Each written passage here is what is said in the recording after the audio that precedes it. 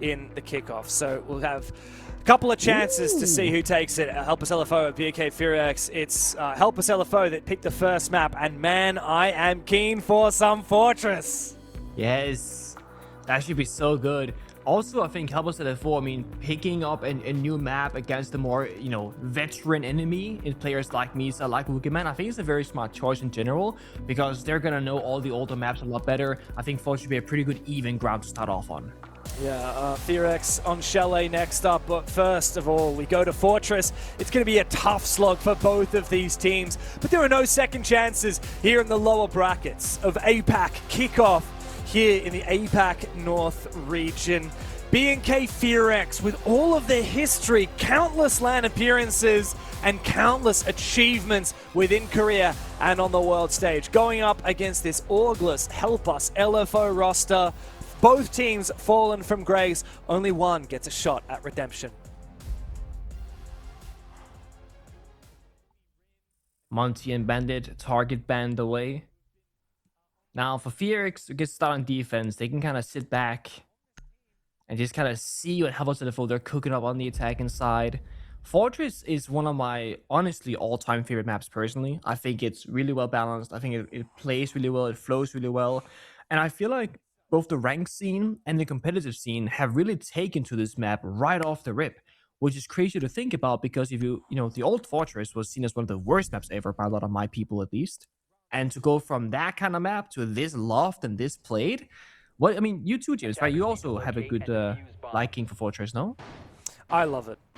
You really won me over, Nick, when you were describing Fortress to me at Six Invitational, because obviously that was the first time we really saw it at the very top level. It was the first time I had to cast it.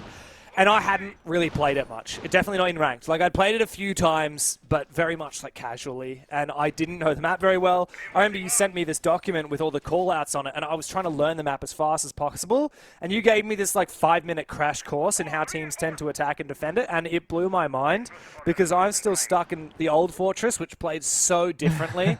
Ever since then, like, obviously I've played it a bit in ranks now, and I've seen a lot of it. I've casted a ton of this map.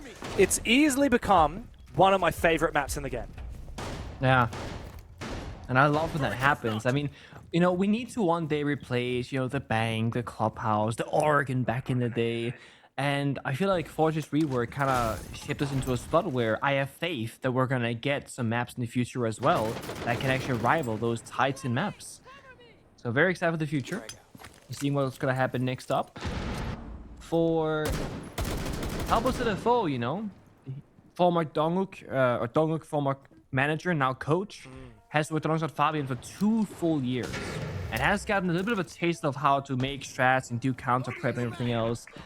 So I am curious if this is going to be a Fortress that's stylized around Help Us LFO's own play, or perhaps if they're expecting some kind of FEARX that they want to specifically target counter. Could be an operator ban, could be, of course, a strategy in the server. Right now, it's about getting in the building safely and not losing any bodies early. Because, as I said, Help Us LFO historically have the issue of having some weak fundamentals and then kind of losing the grip of the round very quickly. Yunsang down below. Now, this is one thing that, as a new map, a lot of people are still getting a handle on, the verticality. Especially because Fortress, the floors and ceilings look quite different. So it's hard to tell what is actually solid. For example, where that player is residing at the moment, that's concrete. He can't shoot through it. But directly above, where Yunsang was standing prior to that, where it looks kind of like a ribbed ceiling, that is destructible. Yeah. It's quite hard to get a handle on, but really important to if you want to master a map. We got the old tower. You can drop on down and just kind of walk on in, take game space for free as well. BNK FEARX are playing the layers. They're falling back slowly but surely. Again, much like many of the maps, you kind of start very aggressively on the roam, very, front and forward. Kill a drone, fall back, kill a drone, fall back. And you just meet on the bombs with 5 defenders alive if possible. It will come down to executes. Look at the current landscape of this being a back portion kind of roam clear. It should be a bathroom courtyard attack most likely, with some pressure here on Horse to the left here of Blitz. Horse is kind of like office on Clubhouse. It's like the backbone of the entire bomb. If you get Horse control, you have an insane advantage. But getting Horse control is also very difficult. It is. Great usage of the Grimsby's, though. Come out and force back Wookieman. Wow, what an angle. I don't know what happened there from the Blitz, but Rheumatic is able to find down 2 players trying to enter into Horse as Wiggman abandoned the position. They tried to lap it up. Now 20 seconds left to play. Diffuser is on the ground, and Rheumatic's found a 3rd kill. NL finishes it off. That is a very dominant start for FEARX and a very messy opening for Help Us LFO. And it goes back to the problems that Help Us LFO have been having for a long time, right? Fundamentals. For example, should you push into Horse first and then breach the bathroom wall? Or should you breach the bathroom wall first and then push into Horse? There's a reason why one of those 2 options is much better than the other.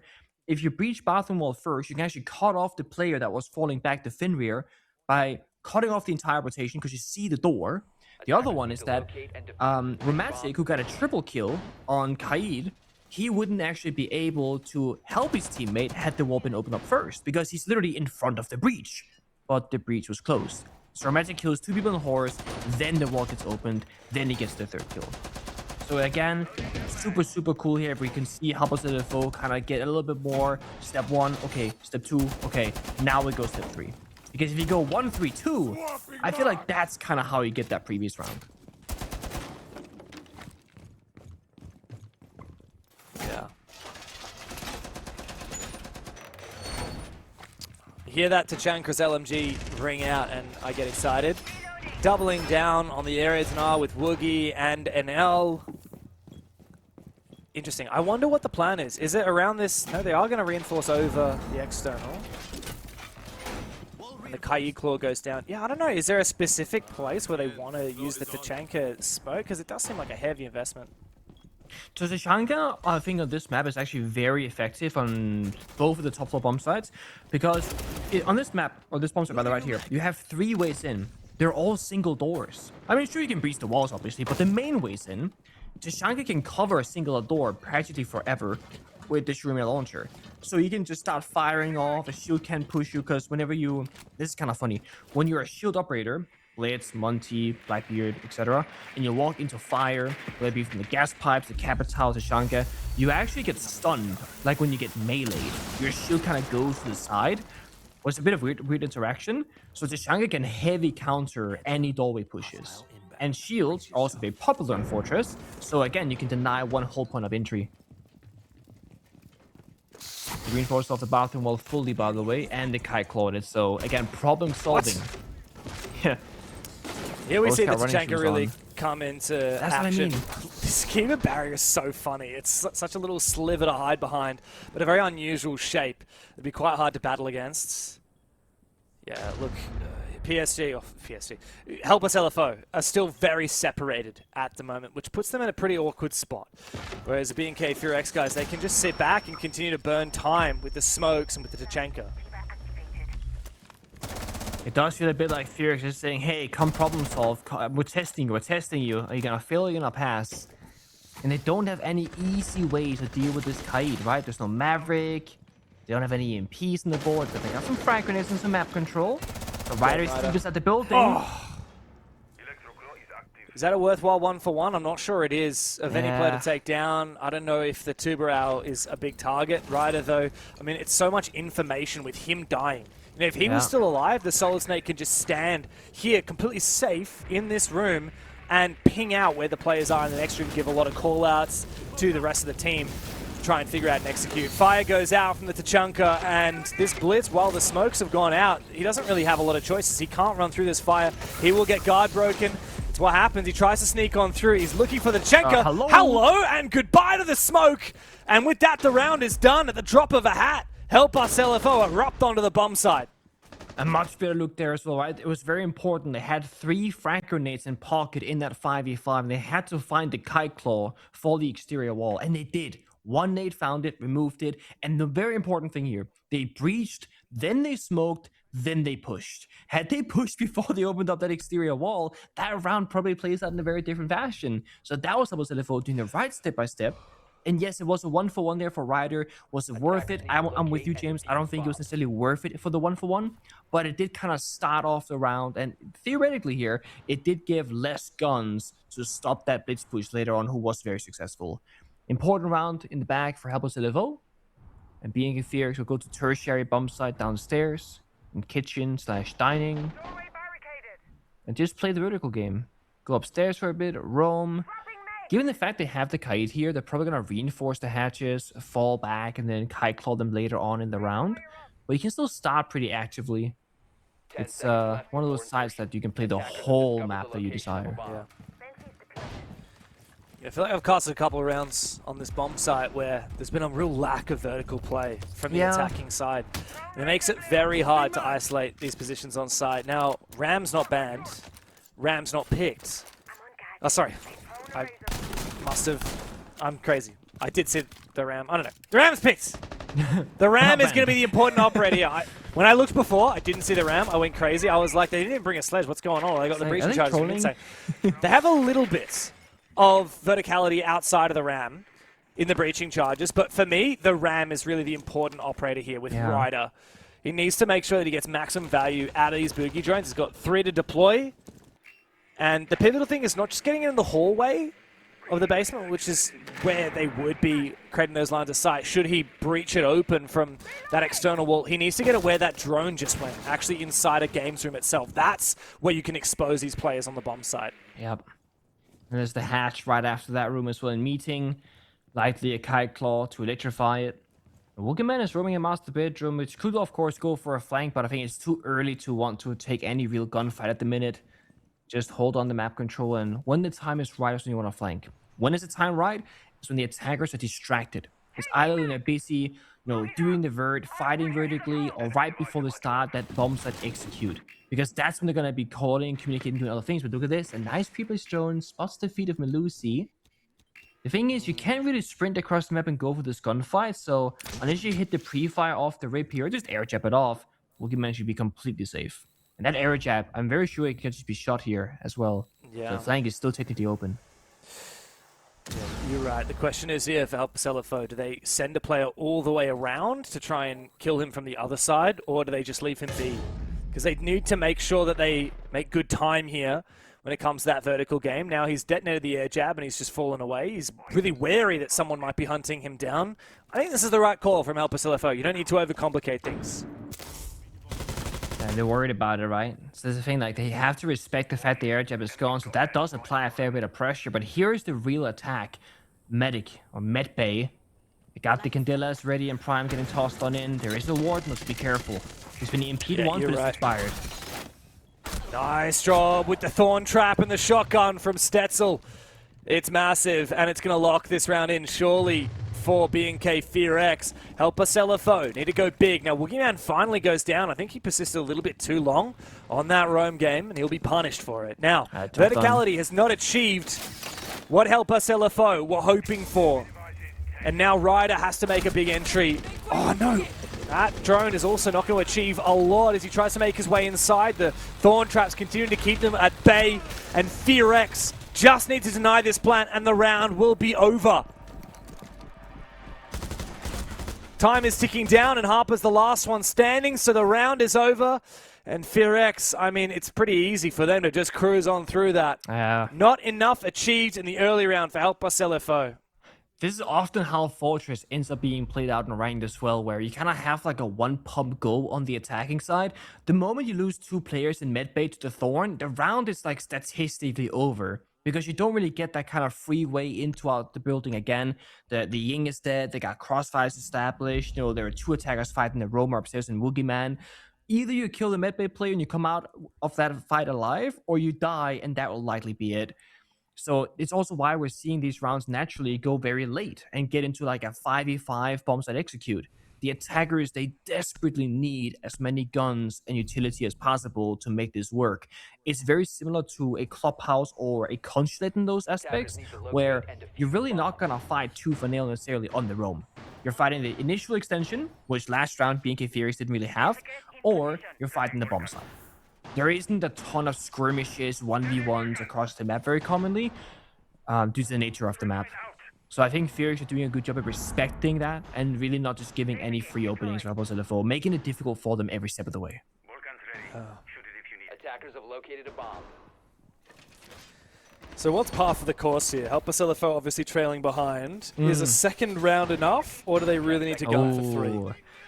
Oh, obviously this depends on how good FEARX are going to be on the attacking side. If we're going to assume that they are, I don't know, as good at defense as they are on attacking, with a skill level that they will meet the average round outcome, I would say a 3-3 here would be needed for Helpless LFO. I don't think this is a map unless you are, I don't know, a weaker team or having a one-off where you can say, oh, it's fine, guys, 5-1 defense. It's a defender-sided map. I very much think this is actually an attacker-sided map, the higher skill level you go to. But it's still being relatively new. It's still being played by two teams that have roster changes, so it's a bit harder to predict. But I would say 3-3. Oh, I gotta keep up the momentum then. For this round, is it all about the roam clear? Because there's quite a bit of presence here for FEARX. Misa, up against his former team, is the one in the most aggressive position, just near old tower. Near that vending machine, but of course he can also continue to burn time. I think that was a gas pipe, not a Goyo charge. Didn't manage to catch it. But regardless, Misa will be caught off guard as he tries to retreat, and Ryder takes him on down. Though it does take a bit of damage to Rheumatic on the long angle. DMR v DMR battle is always a challenging one. You're not expecting it if you're an attacking side to be battling a DMR all the time.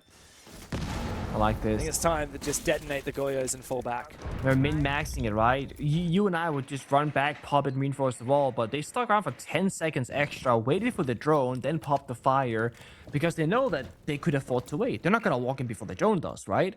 That 10 seconds might not mean a lot, but if you buy 10 seconds here and there a couple of times in a round, which pro players tend to do, that will make a difference, especially when you're doubling that down with like more plant denial in a smoke, pre-placed Goyo canisters, etc. The wall did get reinforced. There are 2 Selma charged in pocket, and there is no wall denial on it, so it will get opened. It comes down once again to Helpless LFO. Can they problem solve and execute correctly? They got the dream scenario. They got 5v4. They got time left remaining, a full minute, and they even have a shield and Blackbeard to escort that diffuser in. This should be a very solid round for them. Yeah, but it's all about just making steady progress from here on out, because a minute feels like a long time until you waste 5 seconds here and 5 seconds there. Great usage of the Flores. The Rotero catches NL. He was caught in the Grimm's bees for a brief moment. Now Rheumatic will find one, but trade it back, which gives Help Us LFO everything that they need to enter the bomb site. Stetzel's the last one. They know exactly where he is. He can be covered not just by the Blackbeard, but also by Demic outside. No, Demic goes down. Yunsang outside, vulnerable, but does find the kill, and Help Us LFO tie up the scoreline. Beautiful. Again, they actually take it step by step, and they kind of just take their time. The Florstrom getting the kill, I mean, that's the complete cherry on top, because it simplifies so many moments in that one. Blackbeard, as I said, can escort in the diffuser, the cover is there, and also, they were playing pretty aggro in 4v1. The moment the first player died, everyone took a step back outside the building if they could, and took a more safe approach to that fight, and just kind of stalling for time to enable that plan to go down. That gives them the second attack, and I said they need a third, but they're in such a good spot to go for it. They were also victorious the last time they attacked this top 4 bomb site of Dorms, so anything really is possible. BNK FEARX are mostly showing us the same strats, the same similar setups. Again, Tashanka being brought out, that's for the denial obviously. No more playing around the wall tricky with the Kaid. They kind of gave up that aspect of the game, despite the fact that they've banned Thermite. A little bit curious, but yeah, truth be told, the issue they had with the Kaid last time is you can't really protect the claws. And I think the issue there is the map is so new that, you know, one thing is knowing the angles and the verticality, as you alluded to earlier. What about those really tricky Kai claw placements and the Sami barriers? That's not been figured out fully yet, right? Because I'm sure there are some that are bonkers. We just haven't found them yet. Yeah, and to add to that, another operator I would put in that conversation is the Denari, right? Once you figure out some crazy tripwires, it's just, yeah, it can be GG for the attacking side. Another thing, just on the Kaid conversation, Thatcher's really good. Like, Thatcher, the rework, not only do you have the ability to EMP through walls, but now you can also spot util as well. You know exactly where the claw is. Well, and once you stun it, you know that it is a Kaid claw. Could you not EMP things through walls before the rework, James? You could. That's what I'm saying. Not only can you do that through the walls, but now you actually know where it is. Right? I'm just making sure. You know, as an avid Pro League watcher, I want to make sure that my caster knows how Thatcher worked before the rework. That's all. You expect way too little of me. Just checking. For a second there, my foreign brain was like, he couldn't EP through the wall before. That's pretty bad. You got it. This is the good old Solid Snake, or the good new Solid Snake. Just pops the scanner, sees to position, walks in, knows that most of that area is free. Then we got the Blitz Museum hallway, just walking down into a horse, looking to help him fight this bathroom player, but Asami, pretty strong and annoying operator, pops the Asami on the keypad, runs past the angle, and is safely back towards the bomb site, but then dies to the outside window. Oof. Oh. Nice. Second kill for Help Us LFO. Ryder can now go deep. Careful. The shotgun, though, is big for NL. No need to overextend here, Ryder. You've died in this exact position on Snake before. NL wants to go swinging, but Ryder reads it. Well played. Solid Snake, 3 kills in the round, traded back by Stetzel. And now it's just him and Woogie Man left in a 2v4. This should be locked up for Help Us LFO. They just need to be careful not to succeed any singular kills. And indeed, they get the crossfire on the Woogie Man. Stetzel all alone, but he finds 1 kill. Now, Help Us LFO know exactly where he is. They turn all their guns in that direction, and they can find the closing kills. Great take of the lead now for Help Us LFO. Okay, so they've officially entered the area of success, right? The 3 attacking rounds, and they can actually go for a 4th here, which would cause a little bit of an upset. BNK FEARX, I don't know. Obviously, it's hard to judge on a new roster, but I always felt that when they started really slow with the old team, they would have a hard time making the comeback. You know, and it's really how some teams are like that. Some teams think of old Dark Zero with Troy Canadian. Always started slow, but always end up in overtime, and then probably win most of those matches. But this moment, BNK FEARX are down like, I don't know, 2-4, 2-5. I feel like in my memory, I'm always like, they always lose those. Like, they just don't make those comebacks happen. If they still have that same tendency with Woogie Man's leadership, I mean, that could just slowly suffocate them here in Fortress. So they need this round right now. They need to tie up the score. I noticed that Soldier for Help Us LFO in the cameras just there was actually wearing a Sandbox gaming jersey. Obviously the organization that before FEARX rebranded. That is a throwback if I've ever seen one. Even Harper way back in the day actually played with the FEARX guys. Yeah. I can't remember if it was in the Mantis era. Yeah, Mantis era, I believe. Yeah. Because there's Mantis into Sandbox into BNK FEARX, right? It was Mantis into, they had a weird name for a little bit, and then there were Mantis again, and then there were Cloud9, and then there were Mantis again, and then there was Sandbox. I forgot about the Cloud9 era. Yeah, they were Mantis the very first APAC Pro League. They came second, and they were known as Mantis. None of the players are the same from back in those days, though, unfortunately. My first interaction with them was... coach. I played against them at SI, I want to say 19? I think it was my first interaction with those guys. We scrimmed them quite a bit that event. They went to SI 18 as it was Mantis. 18. Ah, okay, it was 18. Yeah. Look at this from Yinsang. I mean, I just love seeing how these pro players are using Snake to take so much free map control so quickly. Misa's on the lurk, though. It's a bit of a cat and mouse game, right? Misa can see the electronics, but Yinsang can see the heartbeats, essentially. Whatever you want to call that as. I'm not sure exactly what it tracks, to be honest. But I see, alert, somebody's here. Either the whole is right or bottom is left. Yeah, he thinks it's someone ahead of him, but it's actually the person behind him this whole time. If Misa... Misa's got the info where the Blitz is. Doesn't want to shoot, which is a good move. No one's watching his position. Soldier exposes himself. Ryder turns around to get the response just in time. But the Blitz going down is a massive, massive loss for Help Us LFO. It's a really great split-second decision there for Misa, right? He could have gone for the gunfight on Ryder, maybe gotten both kills, but he said, in case I die, it's better I confirm the Blitz and have a lower chance of beating the Grim than simply not getting the Blitz at all. Good catch there by Youngsang on Central Staircase. If they can rescue Harper outside the breach, outside the building, this could be a 4v3, but NL low on health. Still got a full minute, and this scanner is getting so much value. Yeah, it is. Good info for Yinsang. I believe it was Woogie Man that was actually spotted. He's in harm at the moment. He's trying to make his way forward. Wants to try and get back towards the objective, which is a good move here. Of course, you need to fortify positions on that site so that they can't just flood in and steal it from you. I mean, Hammam is so far from the objective, you don't need control of it. As Helpless LFO start to flip their attack, just like FEARX flipped their defense. I mean, time is ticking, boys. 20 seconds, right? And they're still looking for these roamers. Youngsing's the floor above them, going down for the backstep, so they have no info on that scanner. I probably feel like they wish they did at this point.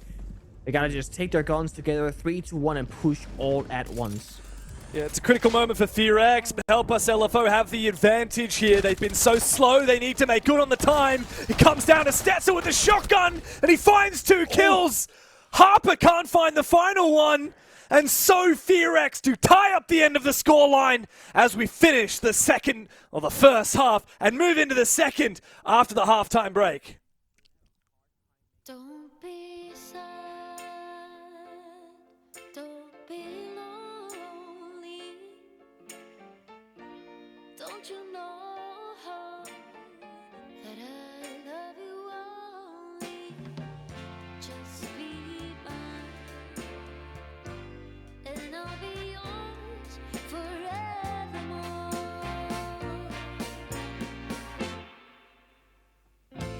Don't shed a tear, don't hang your head and cry, for no we can make it, make it if we try.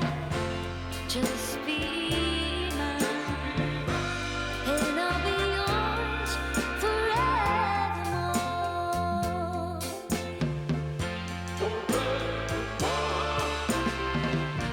Let's stick together, and you will see.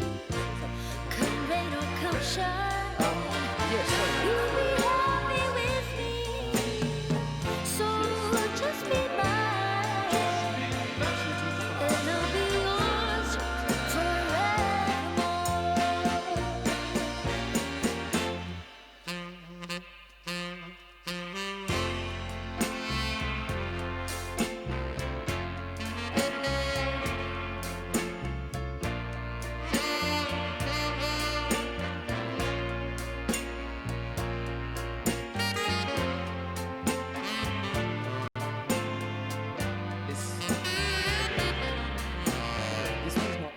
This one's not about promoting Don't be come and afraid, watch this thing now. This one is about don't getting be people shy. posting the information publicly and then going forward it's just about driving people to see it.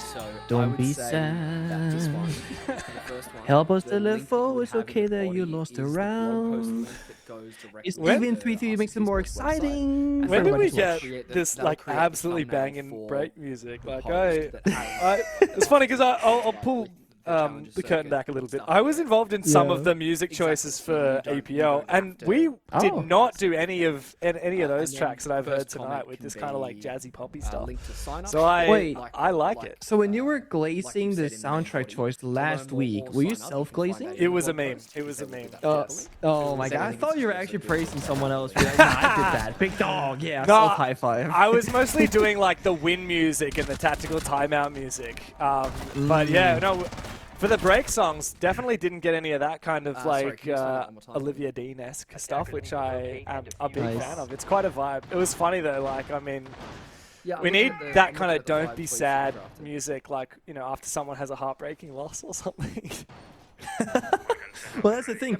We went from like super hype moment, high intensity, to the break. And so it was like kind of fitting because like, you know, help us the lost round, don't be sad. But imagine that was like, you absolutely threw Yeah. the round Keep into the buzzing half break, and then leave and that then break. that It's just song because I think plays. we I mean, do that's need to, like- comedy coming on a new level. We have an obligation to get the other. So if production as has a we go, keen so, eye on how a team would lose a round, you could toy with people with the song choices. I love it. Moving into the second half now, it's exactly what you said, Nick. Best case scenario for both teams, 3-3. Yeah. Certainly wouldn't be too unhappy if I was either of them right Very now. happy, But Exactly. to help us, So much. LFO, of course, they moved to that defensive Also, side. How's everything going tonight? One thing that we didn't really talk about yet so far, obviously we talked about the stakes for these teams. This is an elimination Yeah. match. You're out of kickoff, you're out of contention for the Salt Lake City Major. And let's be real, like if you're FEARX, it's a pretty embarrassing loss to be first rounded in a league that they usually used to be the champions of. Who do you think is actually going to win it? We know the stakes, but who's actually favored in this match?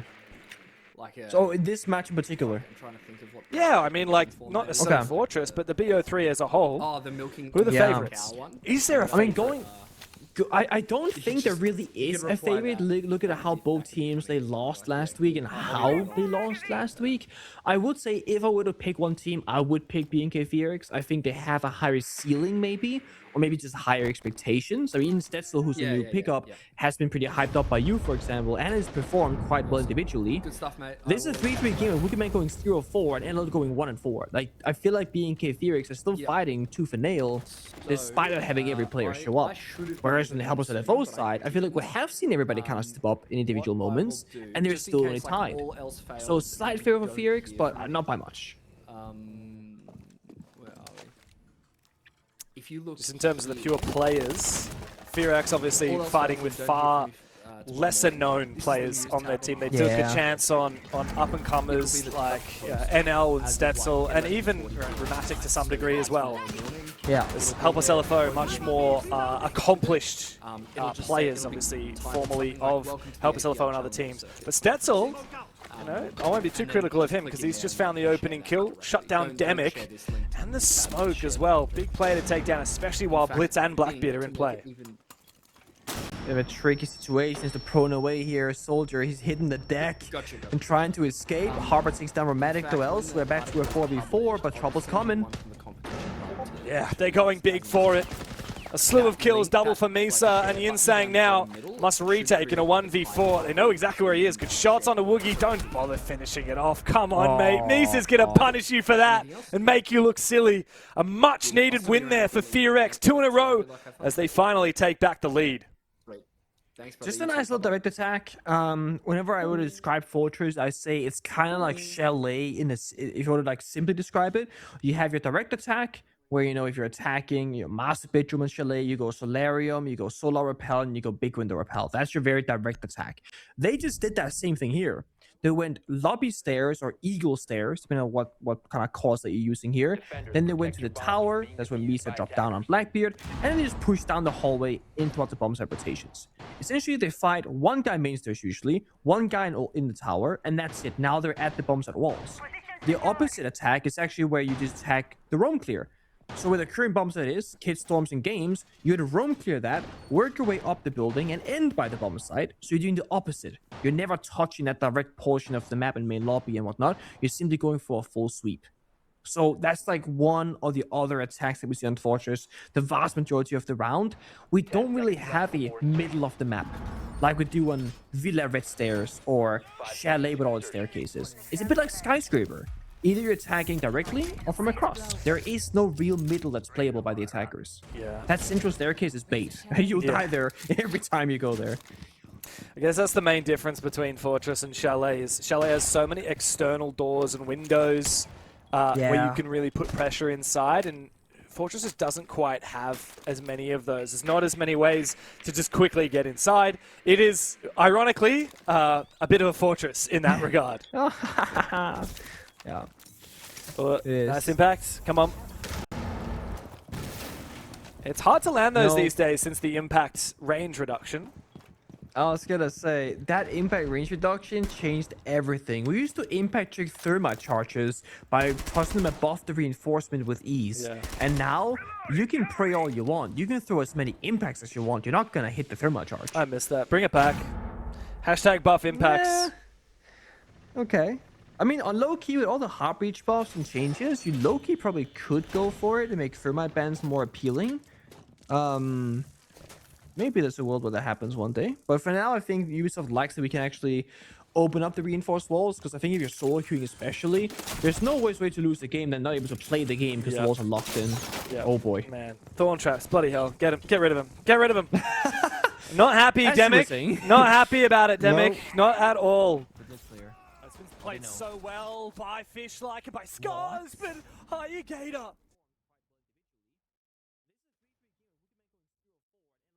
really putting under the pump Harper's position inside a bathroom, but he's in his army, so he can continue to create extra fortifications for himself, whether he is to contest or fall back. Oh, that was a miss. Oh, that was finally a hit. Eventually got the job done. A Kiba barrier comes out so critically, but the blitz will surely finish him off now. Demic! And Harper to save himself! Beautiful from Help Us LFO. Misa is still on the ground, needs to be picked up. BNK FEARX have bitten off a little bit more than they can chew, trying to clear Harper out of bathroom, and he's done more damage again onto Stetzel. What a laugh. He's just made bathroom his own, and now Woogieman is the last one standing for FEARX. Absolutely ridiculous. How'd they pull that off? There was a blitz pushing, Gridlock behind them, like the triple-double crossfire, like they were everywhere. And somehow Harper is still alive with 20 health. Look at that final gunfight, gets shut down by a headshot from Woogieman. He'll get the rebound to Misa perhaps. But I mean, we're looking at 2v4 with 20 seconds left. If Fuser on the ground, this should be completely over. Yeah, there's just no way to win this. Look at the HP. The two FEARX players. Good flash from Woogie, but this isn't even the bomb site, man. They can just lock it up with the smokes from Ryder. Good attempt there from Misa, but Demic shut him down. It's going to be a round on the board to tie the scoreline once again for Help Us LFO. Ridiculous turn of events. I mean, I was thinking there the entire time, surely you just throw out your Cuba barrier and just sprint. You just get out of there, right? No. He stuck around for so long, and we didn't really see the full picture. We only were spectating Harper, and we saw all the silhouettes of his enemies. Like, that was not a good idea. But I guess there was communication. Because Demic was in the hallway with the Thorn and said, I got you, don't worry. Like, just stay alive and stay in that corner, I got you crossed. And they picked up 3 kills and an injure off of that. I mean, look at this. That keeper right there, that saves the round. The wide swing, the crossfire together, they fully blinded Hipspire with a Deagle headshot. Nice. Yeah, big round from Harper. And here we are again, 4-4. An even scoreline again. And these two Korean teams are very hard to separate. Your teammates got bombs at control, post enabled, smoke from glass and pocket as well, and it blitz alive. This post should be practically impossible. I'm curious what's the determining factor here, because I don't really have a grasp on it. Like, when we saw the Scars match earlier against Kinetro by not even laps, you know, we knew that the turning point was gonna be that third operator ban, because if they ban the mirror, they'll play the Clash, then the Clash will play the mirror. And that's exactly what happened. Like, that was very predictable. Looking at this right now and how BNK FEARX are approaching the attacking sides, I'm not sure what's gonna break the camel's back. You know, are they gonna ban Asami because Asami can hold bathroom and just won the round for them? Are they gonna ban Denari because the tripwires have been super troublesome to clear? I don't know, and I don't know what's gonna make the biggest differences. But it's been these small details of individual heroics and small moments in the round that's been defining the outcome more often than not.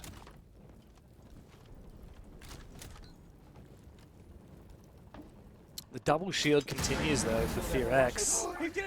I'm not sure if I love or hate it here. Of course, the Blackbeard is very different to a Blitz. Like, they're kind of the polar opposite shields. You know, Blitz is the dominant shield in close range, the Blackbeard the dominant shield in long range. Yeah. Is it the right play here on Fortress?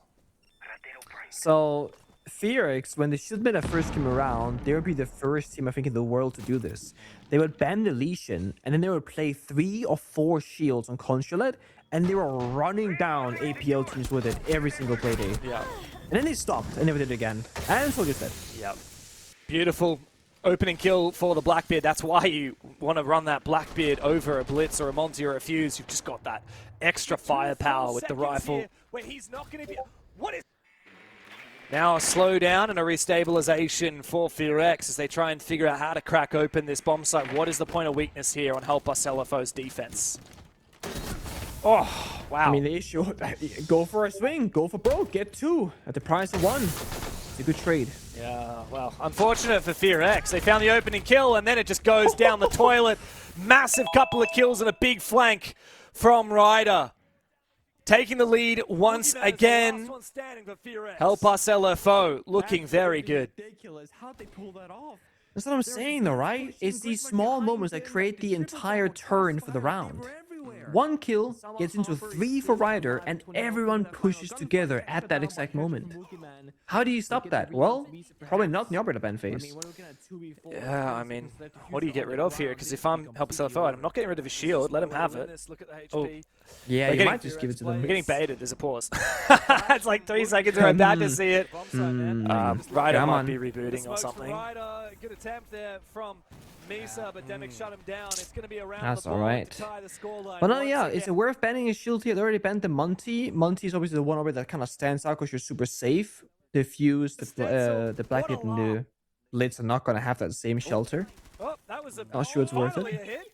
Eventually got the job done. FEARX guys looking schmick as ever in their team house. You can see Nova in the background of Woogieman's camera. Of course, for quite a long time now, Dark was the coach of FEARX. Dark hailing from Brazil. He's now gone over to Virtus Pro. They're undefeated in the EML at the moment, and it means that Nova has stepped back into that coaching role instead of being the 2IC.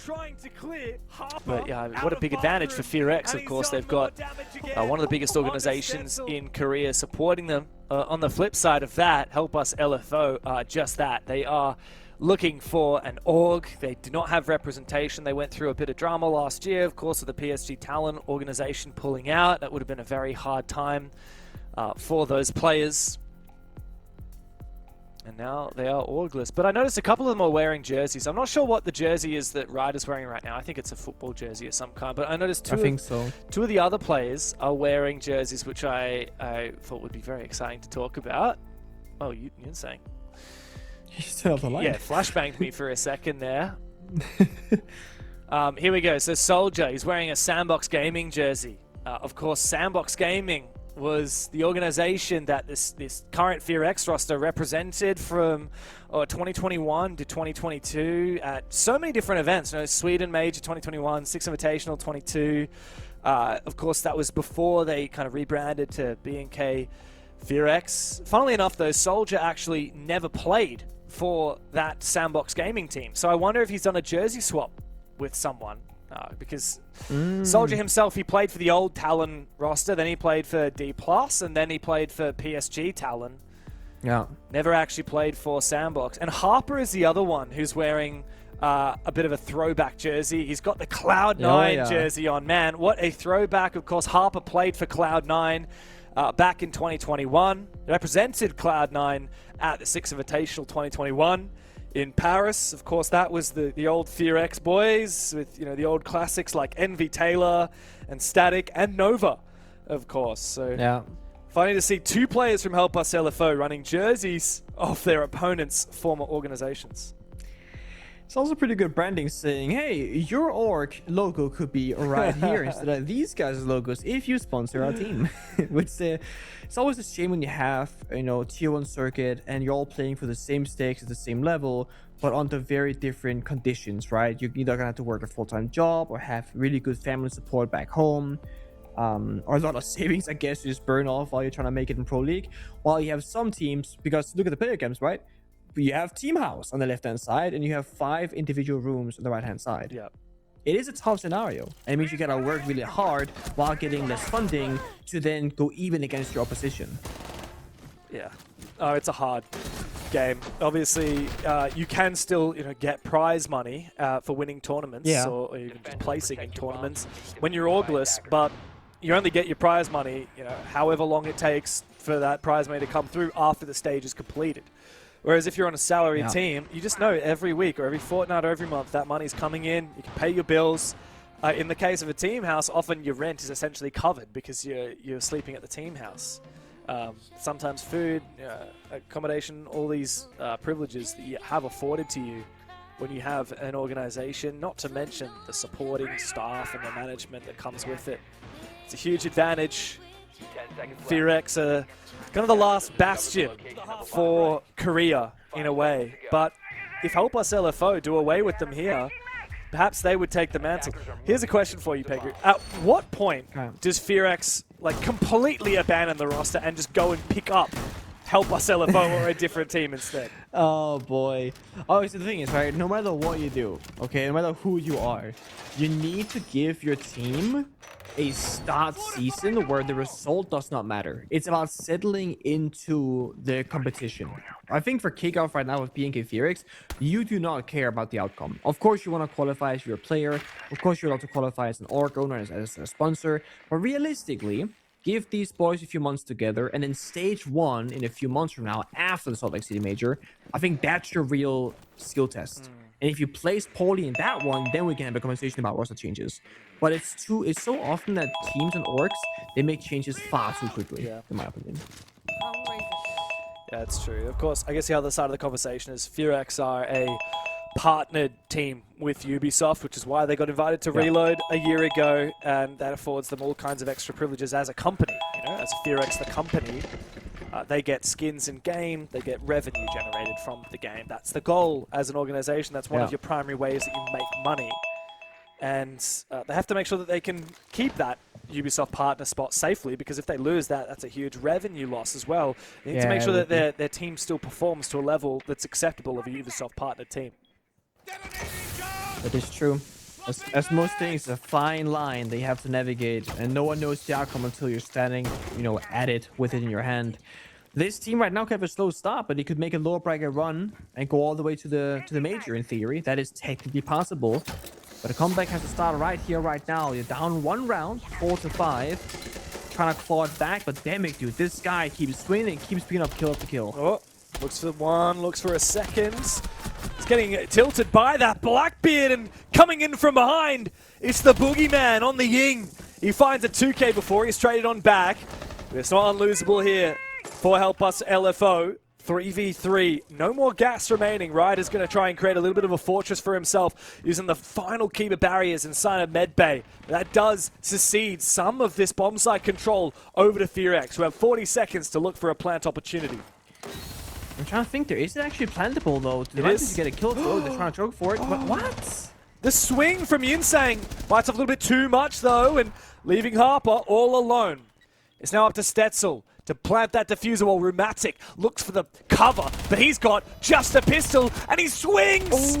Only to find Harper waiting with open arms. It's a big 2K and map point for Help Us LFO. Where are you looking? You know, I was sitting here thinking, can you not plant in this position? Because Blackbeard was sitting there for, what, 20 seconds straight. He reloaded, he was looking around, he was waiting. Obviously, there was some communication from BNK FEARX that they weren't ready, perhaps. But I was just thinking to myself, you had the upper hand. You had bomb site control. How was it if they were in no position to strike back? But then they planned way later, and they didn't have proper cover. They didn't really utilize the smoke grenades either. Also, should Blackbeard be the one planting when he can just walk in and get visual information on where the players are playing from? I have all these questions. Sadly for BNK FEARX, they've been struggling since that side swap. Yes, they had a one good rush round in the beginning, but ever since then, it's been Help Us LFO clutching up time and time again. It's an important moment now for FEARX. 2 map points against them. And they have struggled on this attacking side. In these last couple of rounds, the defense is cleaned up. Help Us LFO, though, they have this tendency to kind of choke on the pressure a little bit. And this is actually kind of when the pressure is on, because it's match point. It's your game to win, you're the lead, you're rolling them, you're winning all your gunfights, etc. They have to kind of break the curse of the past and just cleanly close out Fortress. Because what that can happen in this BO3 series is, let's say it goes to overtime. Whether Help Us LFO, they win or lose, there's gonna be some frustration if they start bottling a couple of small moments. That can then bleed into Chalet, the second map, and that can change the course of this entire series. I know these players in Help Us LFO. It's really important to them that they can get this map over the line cleanly. I don't care if it's a guy 1v5 clutching and you technically lost the round but you clutched it, or if it's them flawlessly like winning the round and everybody paid, you know, did their part in this, but they need to make it clean, not start slowly choking.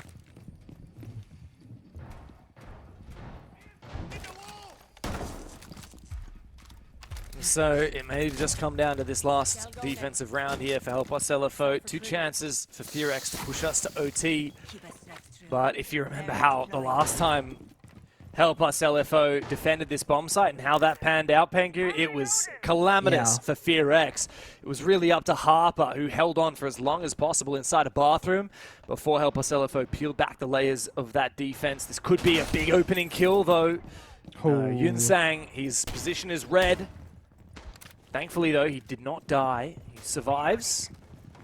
And if he's able to support Harper in this bathroom position again, FEARX will have to be extra careful on that roam clear. Also, small thing to note that might be worth mentioning, if because they lost the round in the attack and bathroom on the roam clear, they actually never really saw the bomb site setup. Like, not really. Which means they're kind of walking into unknown and unfamiliar territory. Had they been there last time, it's like, okay, we know that this guy loves to play in this corner, and there's like a thorn trap here, an Element there, whatever. They're not going to have that full picture.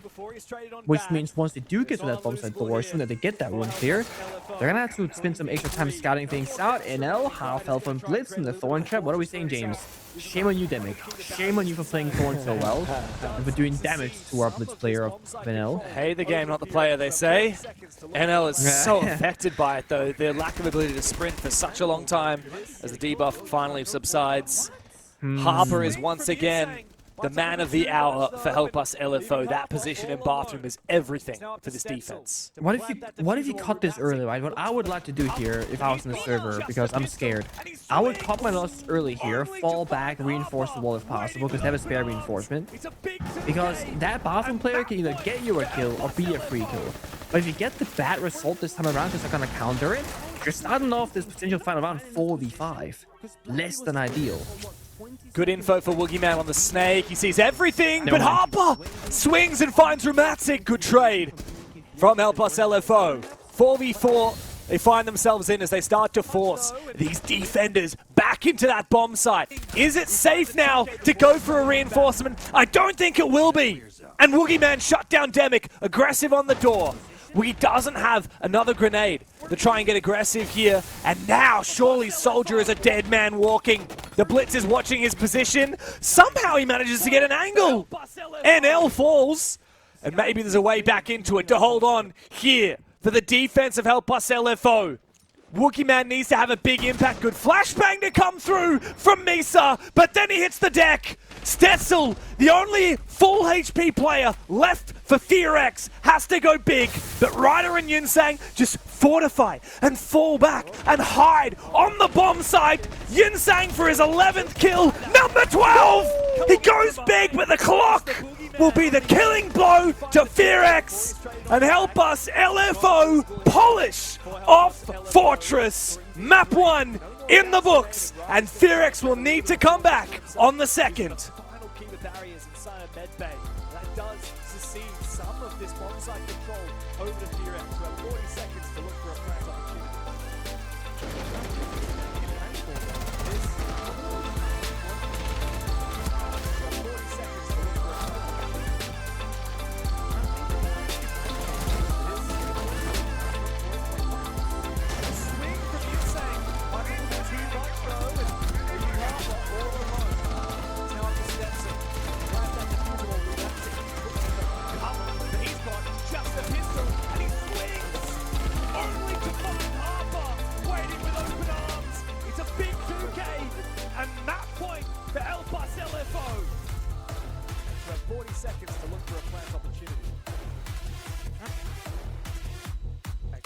seconds to look for a plant opportunity.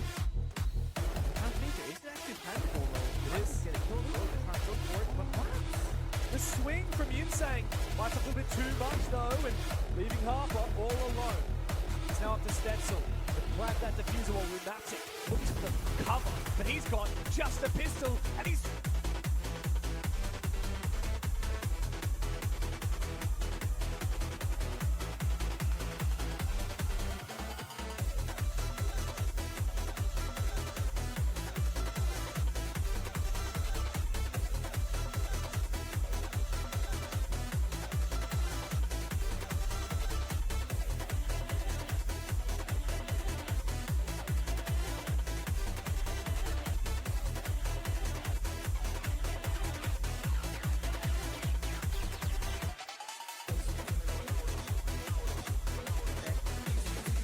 burn from all the way up above. Knows where that diffuser is. He's got to get it to plant.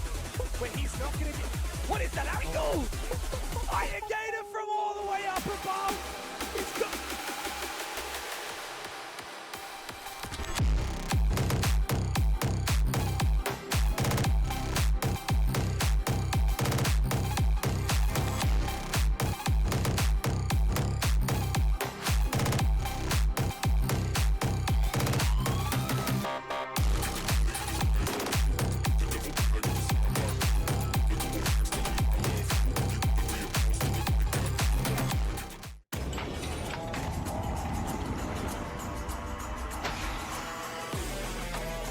They've come out windmilling like an Englishman looking for a scrap. But talking of a scrap, Pino! If he goes uncontested and the kick goes cold, that will be devastating. The grenade goes through, there's the swing! Cyber and Bullet are able to get one apiece with the kit so far away, and Canadian down upstairs.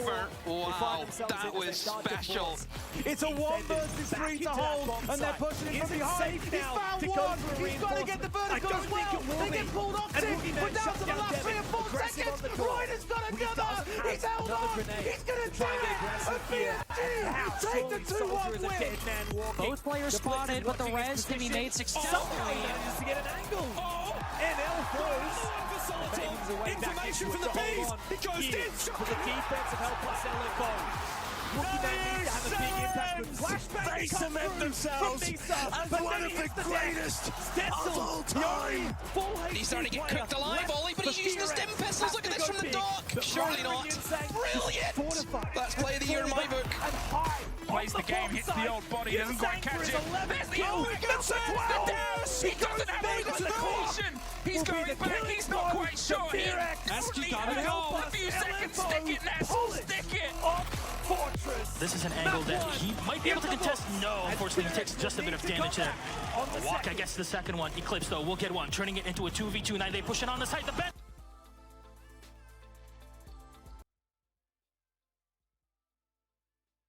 Get a kill throw, they're trying to choke for it, but what? The swing from Canadian positioning to pick up, but that's going to result in a double nade from Vertical. That's 4 for him in the round. Necrox, the final defender against Vertical, the ace, absolute domination. Just a pistol.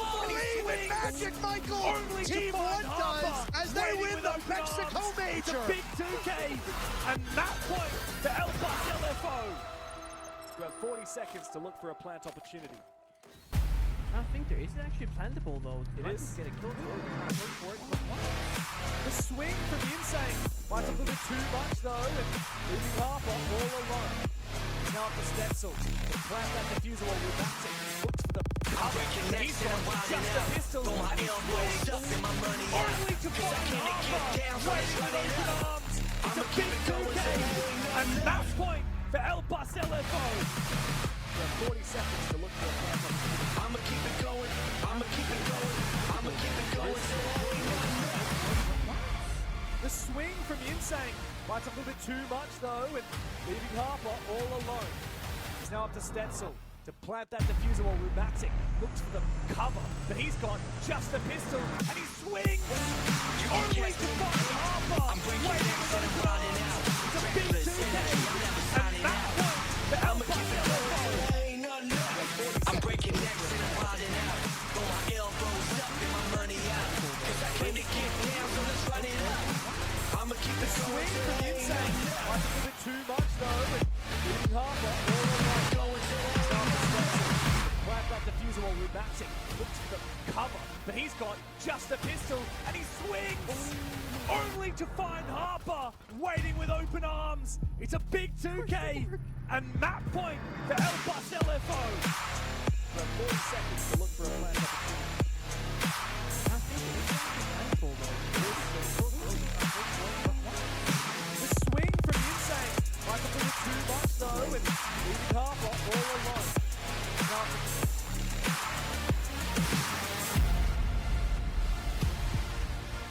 The only full HP player left for FEARX has to go big, but Ryder and Yinsang just fortify and fall back and hide on the bomb side.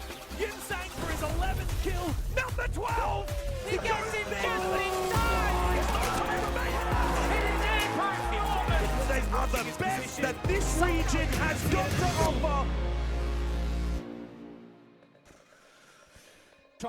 Map 1 in the bag for Help Us LFO. It's just a beautiful classic when you see a big organization playing up against a bunch of players who are down on their luck with nobody to represent them. They're wearing a mixed match of different jerseys, but they are a storied team, I Help Us LFO, and they've really made a name for themselves across their careers, and today they're certainly continuing that form. Pengu, this is a battle not just to stave off elimination, but it's a battle to determine which team will represent Korea throughout the rest of APL APAC North here in Kickoff.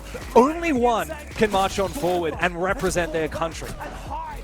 Yeah, when you put it like that, the more you think about it, the more Help Us LFO, they are so desperate for this victory, right? Because what better way to help you find an organization than to be the best team from your domestic region of Korea and be the only team to continue that lower bracket run. They need this. They want this. That they really do. And look, it was a tight game. FEARX actually managed to really bring it back. Even as we can see the scoreline right now, 4-3. It was a very solid showing from FEARX on that attacking side to keep that pressure on Help Us LFO. But then a flip of the switch. And to me, that decisive moment was that round in Bathroom. With Ryder support, I think it might have been Ryder, I can't remember. Supported by Yunseng, it was Harper, that's right. Harper supported by Yunseng. Yeah, and yeah, Yunseng had such a huge couple of rounds as well. Big game, I think 11, 12, 13 kills at the end of it. Exactly what Help Us LFO needed. Like you said, so much riding on this. The pitch to any potential organizations out there to survive and continue being in the battle for Salt Lake City, and of course to carry the torch for Korea. But moving on to map 2, it's FEARX's map pick. I can't imagine a world where this is a 2-0 either direction. I think coming into this, we always knew this would be a rivalry between these two teams. Yeah, I think a 2-1 victory, one way or the other, is the most logical thing to assume before the game started. And the thing is, if you look at how that Fortress map played out, so many rounds were individual clutches and big moments from Help Us LFO. If they don't have that same shine from individual players getting, 2Ks, 3Ks, etc., that will change the story of Fortress, and it will affect the rest of this best of 3. So I really do think we're going to go the distance. I think Chalet, which is up next, will be taken by FEARX. Well, this is their moment. A debut of 4 new players on this roster. For Misa up against his former team. And now FEARX must make a comeback to fight for survival here in the lower bracket of APL APAC North. And so we get into Chalet. FEARX have chosen to take us here. And they need to have a big impact. What do they get rid of here for the attackers now that they start on their defensive side? Which is not easy, by the way, on Chalet. It's a very exposed map, especially with that Azami band out against them. What do they get rid of on the attack? Deimos. Mira Deimos, okay. I'm all for it, actually. I am all for it. I could see Solid Snake getting brought out, though. We saw Help Us LFO play it, 2-3 separate rounds on Fortress.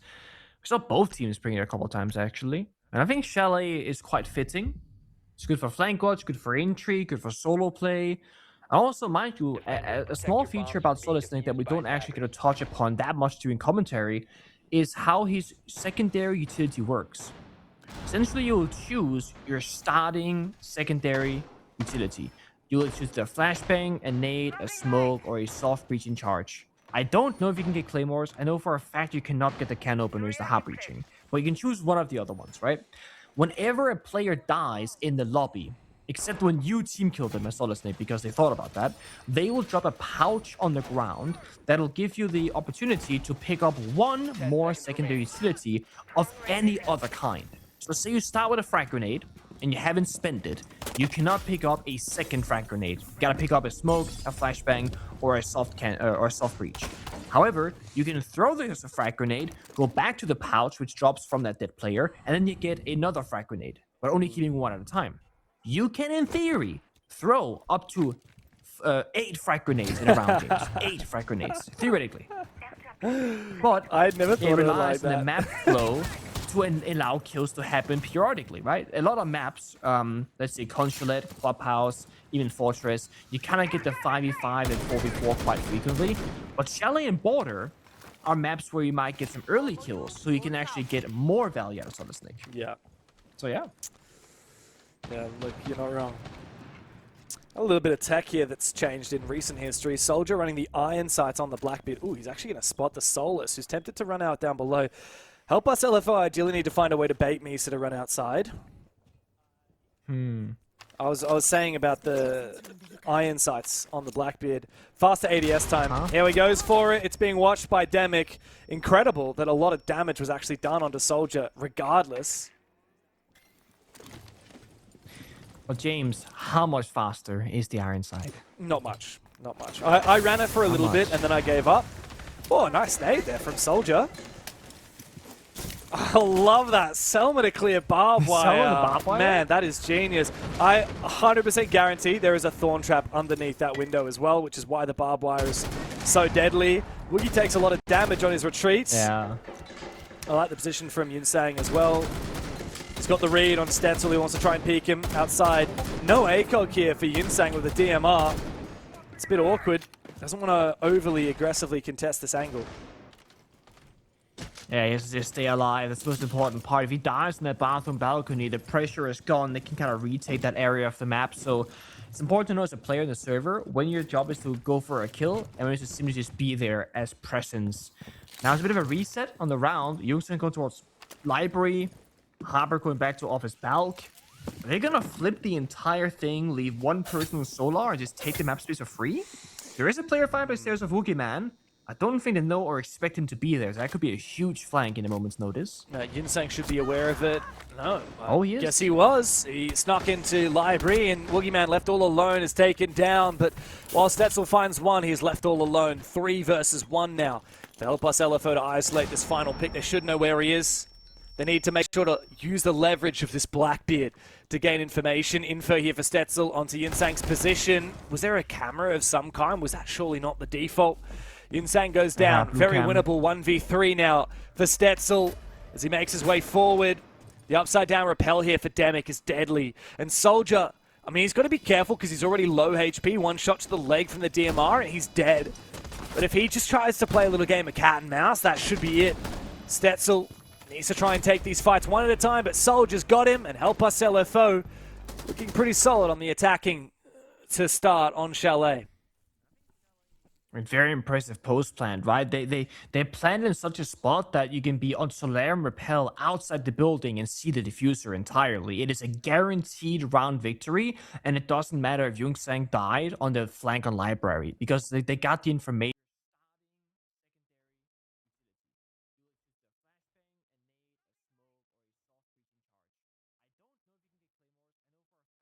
Didn't get that first initial pick, but then help us LFO just really figure things out in the mid-round. And it's thanks to Soldier on the Blackbeard. And it's why these shield operators have been so pivotal for so long. But look at this. Misa in a 5v4 went for the impact grenade run out. And this is one of those things that is so hard to value as a player. If you're playing the 4 versus 5, aka you're down a member, you can go for that impact grenade run out. And if you get the kill, you're playing 4v4. Excellent, you're even. But if you lose that, then you're playing 3v5, round is certainly just lost.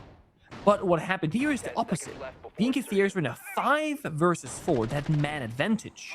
Some would argue that Misa didn't need to make that play, because if you lose that play, now you're back to a 4v4 and you've lost your advantage. Why make a risky play if you've already gotten the advantage in the first place? Obviously, Misa made that play thinking there was only one guy repelling, and he knew from his teammate communicating with him that he was shooting at his teammate. So in his mind, that's a complete free kill. But he got baited. And that's how that round kind of turned upside down very quickly. It's all of those small moments. Yeah. Man, somebody call the shield police and say that, okay, it's open season. Demic and Soldier doubling down. Blackbeard closed up the last round, and now we've said, okay, let's bring everything else except for the Blackbeard. Blitz and Monty combo. It's scary. The Monty is great, though. We don't often get to see it played because it's banned so frequently, but the ability to just gain so much information and play slow and safe and call out to your team is huge here for Soldier. It's going to enable the Blitz to actually jump up inside of Library. And it's going to allow Soldier to get so much info. Problem is, he's isolated here, and he has the diffuser. So if he goes down, that's a huge detriment to help us LFO. But if he doesn't get dealt with, look at what he's able to achieve. But look at those Thorn Traps. They get actually destroyed, I think. One destroyed the other one. Now Soldier is so tempted to go for this kill. I mean, again, if they somehow find it, you know, you said it yourself, the case is on the ground, the smoke comes up, Blitz jumps in. This is going to be the push. Here it comes. Yunsang and the Blitz have to make this work out for Help Us LFO. Great teamwork there. The flashbang and Yunsang to come in with that assault rifle. Our top floor control dominated by Help Us LFO, and FEARX are once again on the ropes. Honestly, a very impressive strat right there, picking things apart in a very different way. And if only Monty could make that play of walking into Fireplace and up the staircase, because he's so safe with that extended gadget shield. No other operator can replace that kind of position. That's why he's often banned on every single map in the game. But what now? What's the second line of thinking here? Harbor gets a pick onto Misa. Stetzel and Woogieman both on 1 bullet worth of health. This round is completely falling apart, and they just thrown the guy on Fireplace stairs as well. Yeah. And they see the guy blue stairs. They got full information. It's just so well read, isn't it? FEARX trying to get aggressive time and time again, but Help Us LFO. They've been slow, they've been patient, they've got their number, and a big round for Harper on the Capitao as well. 2 kills to close it, and Help Us LFO look even more convincing in their second successful attack. That was good. The big thing here from Help Us LFO from this week to last week is partially the discipline of not being like Soldier stressing, you know, there's two guys on base, 1 guy below, and just sounding very much under pressure. And I can say this because if you look at every other player around him, they weren't worried about Soldier being in trouble. He was likely saying, I'm fine, I'm fine, I'm fine. And then you count down 3, 2, 1, you smoke, you flash, you push. Nobody was stressing the urgency there in a bad way. That's phenomenal. The second one is they're also not making any mistakes. The second they get their first kill on towards the mezzanine player, they instantly flashbang for the blitz so that they can push small box. They smoked off the crossfire angle and they get blue stairs control. The moment that happened, instantly, boom, unflanked drones. And they see the guy flanking them on Fireplace stairs. Then they get off the flank cam, they get a freebie. Blitz, of course, who got escorted into blue stairs, sees the blue staircase flanker, and they get information as well. So everyone is doing their individual roles so well, and they're taking turns on flank watch. A lot of the time, you'll have a guy watching the flank, then you go, hey buddy, I need you over here. They go, okay guys, I'm all flank watch. 10 seconds later, somebody goes, oh my god, I got flanked, why is no one watching the flank watch? I was like, no one else took that responsibility. It's something that often happens in the heat of a round. So the fact that they're all taking that responsibility together is phenomenal.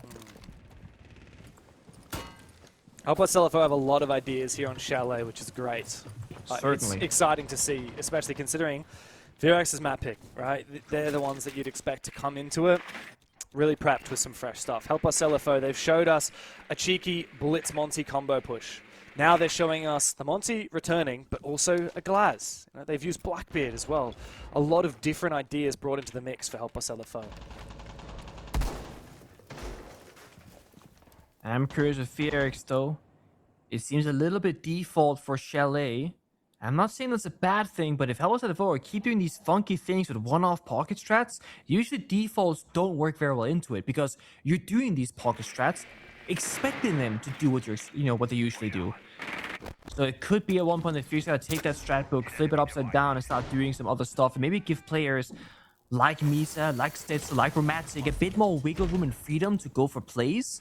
Because again, this is good on paper, right? They're gonna kite trick, two-brow trick. What happens once they breach this wall, if they breach this wall? Well, then they have a single deployable shield on the piano that is supposed to stop them with the glass and the Monty push. That's probably just not gonna happen. But if they deny this wall successfully, that'll of course just prove my whole thing wrong. Freeze in effect. Yeah, sometimes it just comes down to being patient though. Help Us LFO, just wait out the two-brow. You have to. And FEARX look to just fall back a little bit. NL doesn't want to overcommit, so the Denari will fall back, but they're still going to try and play this crossfire for as long as they can. Yeah. One thing that Helpless LFO don't have is the window pressure. Nobody piano, bathroom, a big master bedroom repel. They don't want to be exposed to a single gunfight, which is risky. But they're also enabling and allowing, rather, BNK FEARX to just fall on back, but they keep finding the pick exchange. Yeah, this is unusual, though. You don't often see an attacking team look to actually dominate control of the top floor. They usually just try and poke and prod and then focus up on the bomb site. But no, the insistence from Help Us LFO to commit to the top floor, to eliminate every last FEARX player that might be trying to hold on to some semblance of a defense upstairs. And now Help Us LFO, they've dominated the entirety of the second floor. They can focus on just converting that to an execute onto kitchen and dining itself.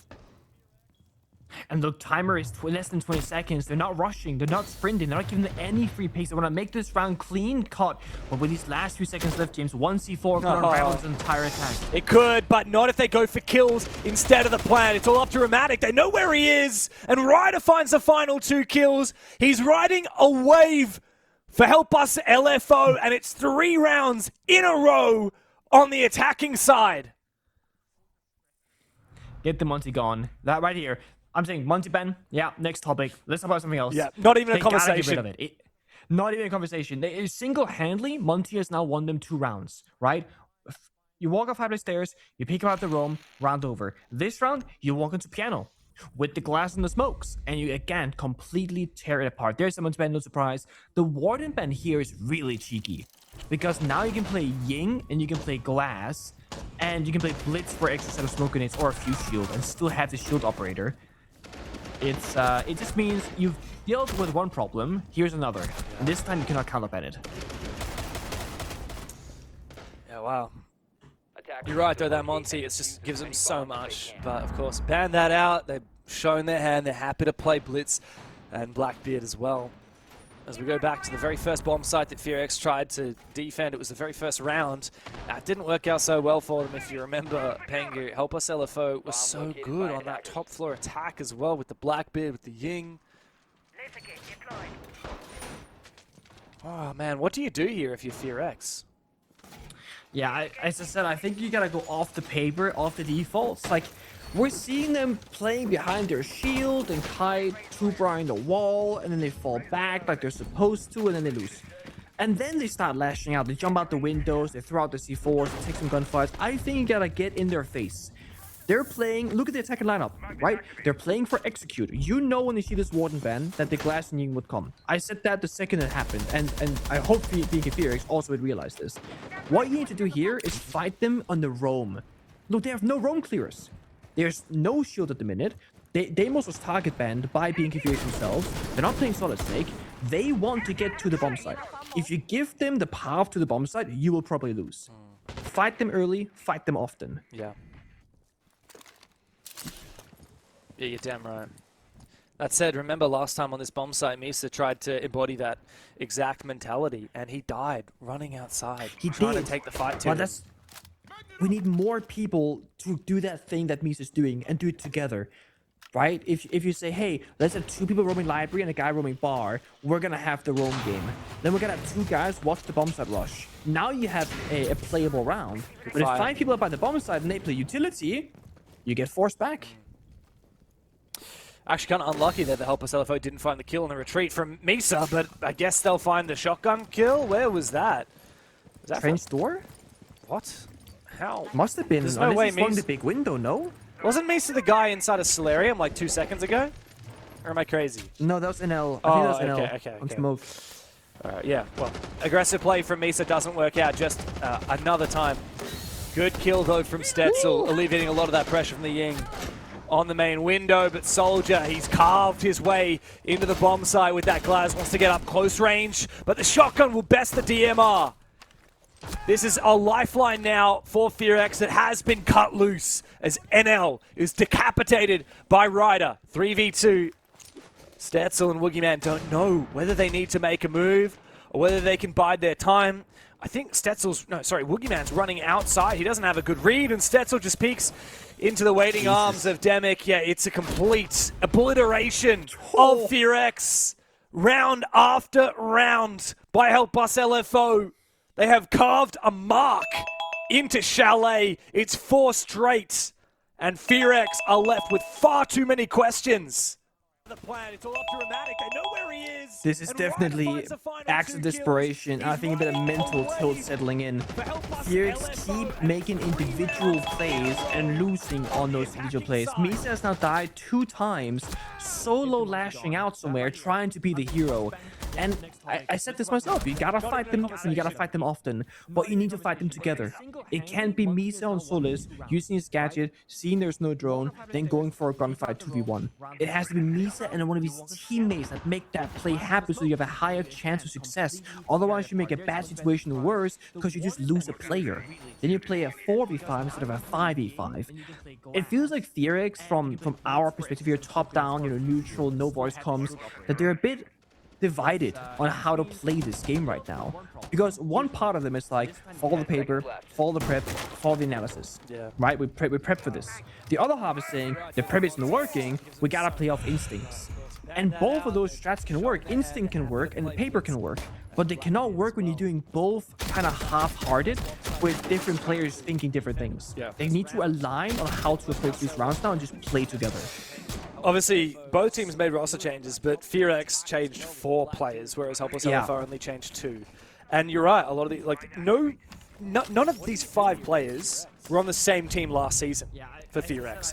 They're getting used to so much. Woogieman and Nova, their coach, are trying to kind of bring forward what FEARX already had in the back pocket. Mies is trying to bring the stuff that he had when he was with Help Us LFO and PSG Talon.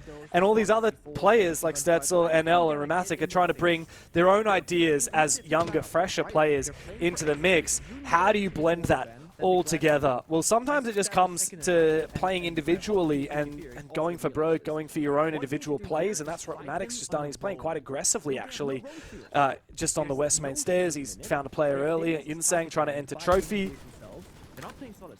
But aside from that, I mean, you can see it in the evidence that Misa, who's one of the best players in the game, the best players out of Korea, is 0-4 at the moment. Hasn't even got an assist. And Woogieman, one of the most experienced players in Korea, is also 0-4. Remember last time on this bomb site, Misa tried to embody that. Yeah, Rheumatic, the young gunner, stepped up though, and he has found one. And this actually slowed down Helpless LFO significantly for this one. And they're also up against that basement bomb side, which I think plays quite well for the FEARX here. There's less angles to worry about, less threats. You can't really rush the bombs. I mean, you can try, but let's be honest, it's very risky, very, very dangerous. So they're going for a full clear or a half clear, doing the vert. But see this, they have no real roam control. Solus is in piano right above the area that Rheumatic isn't dining. They're on for a flank, and timer's ticking. This is by far the best round for BNK FEARX thus far. And there's also a bulletproof camera on site from Misa, which can see through the smokes. I feel like the timing. We need to see BNK FEARX threatened on the plant, on the basement, but Help Us LFO fighting from a man behind. Feel like they can't do that until they get a pick. And Rheumatic is in such a deadly spot. Started dying. Just on the other side of it, Harper is trying to figure out whether there's a player in that position. A flashbang goes towards blue. Woogieman can keep them at bay, and Impact goes out, but still Rheumatic, it hasn't been properly cleared as of yet. Can they hunt him down? That's my question. Indeed they can, and the plant starts to go out. Demic's going to be able to get the plant down. Soldier is covering. Nobody is home for FEARX. The first round, Pengu, where it looked like they might have a chance. There's absolutely none whatsoever, because Help Us LFO have got that plant down and assume post-plant positions. Woogieman finds his first kill. NL needs to support him as Woogie finds a second. It's up to Soldier in a 1v2 with no util. I think there might be info yet. Now they know where he is. He needs to jump over and go down to the main stairs, but he's got to walk through barbed wire to do that. But NL is not being covered. Woogieman finally trades him back, and he can get the clutch up. A much-needed clutch for FEARX, and a 3K for Woogie. The first round on the board for FEARX. That was such a necessary round for them and their mental, but the fact that it took that much effort to win it, I mean, somehow the flank was successful. You know, you had 2 separate players from Help Us LFO locking down the flanks. The Ram on first floor, and then there was Ryder and Nomad on top floor. One holding Solus and one holding Rheumatic. And they were doing such a good job at locking things down. But there was that final small gap The Ram was basically watching that verticality right when the plant was going down, and that very small moment of weakness. It got exploited by BNK FEARX. Finally, they get one round, but I mean, if that's how much it takes to get a single or one, how many can they get? They're desperate for a second and a half so they can go onto the attacking side having an actual realistic shot at this. Yeah, 1-5 is unacceptable. Right, we need Yeah, it's not a good 2-4 split. That's it. I mean, that's kind of the end of the conversation. That's all there is to say. We need to see FEARX win this next round. Otherwise, it's pretty much done. Pretty much over.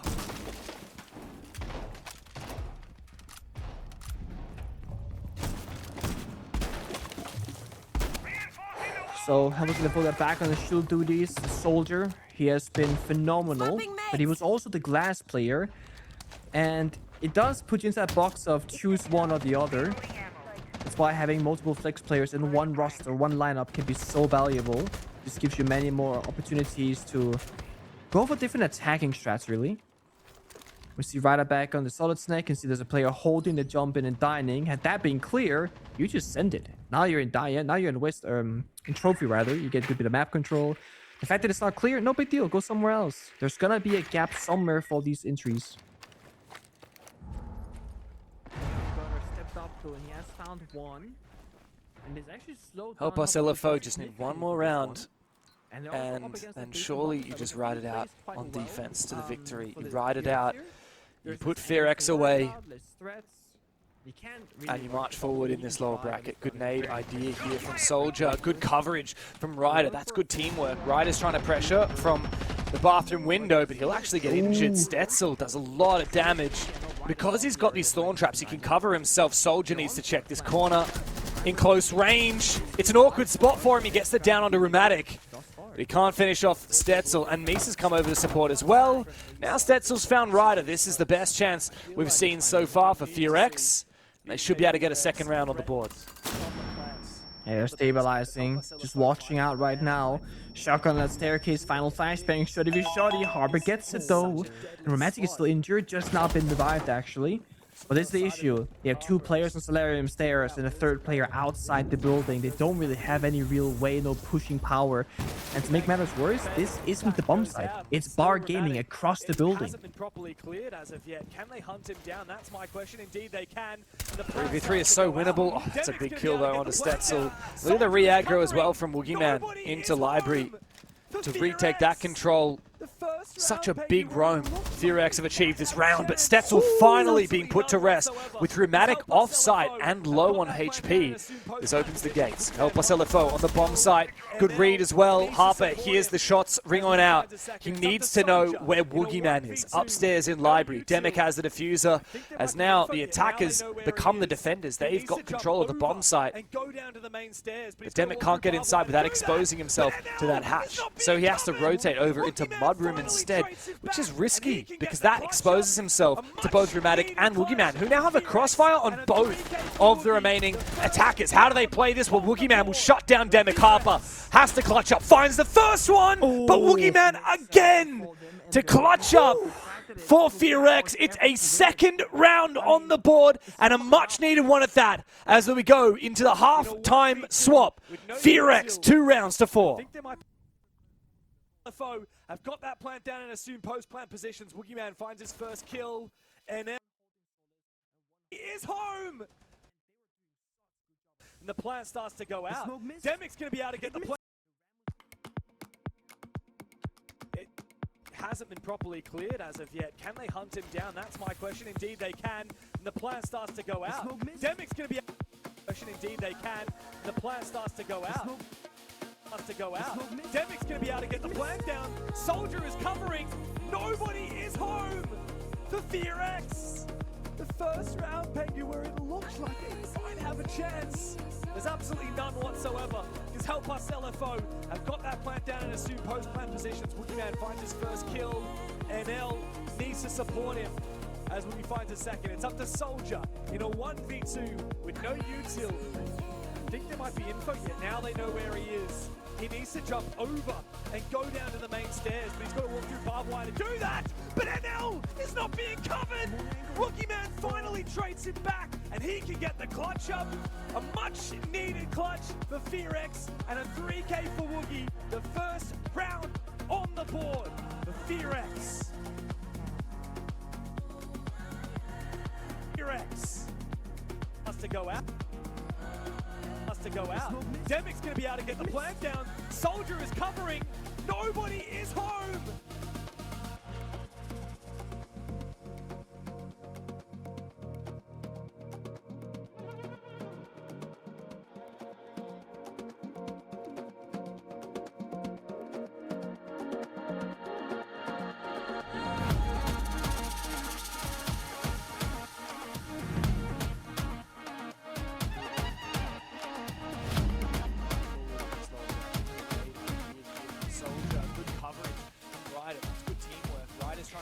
A very much needed clutch in back-to-back rounds for BNK FEARX by the most experienced player on the roster of Woogieman. But if that's what it takes to get around on the board, I mean, they're going to need a lot of Woogieman in this one because they're down 2-4. Side swap has occurred. Helpless LFO going to defense of Chalet, the less favorable side, but they have been the much better team. Yeah, look, Help Us LFO have built a lot of momentum, not just on Chalet, but remember how Fortress panned out, especially near the end of it. Some big moments from Harper, big moments from Demic and Yunsang. Even this round getting as close as it did after FEARX killed 2 players at the start of it goes to show how good Help Us LFO have been on Chalet. Now we flip things, Help Us LFO on defense, as you say, and I'm most excited to see how this Denari plays out, especially with how many shields we saw come into play in that first half. They're going to make an appearance in the second half as well, Pengu, and not just because of that Monty, but maybe even because of this shield from Woogieman as well.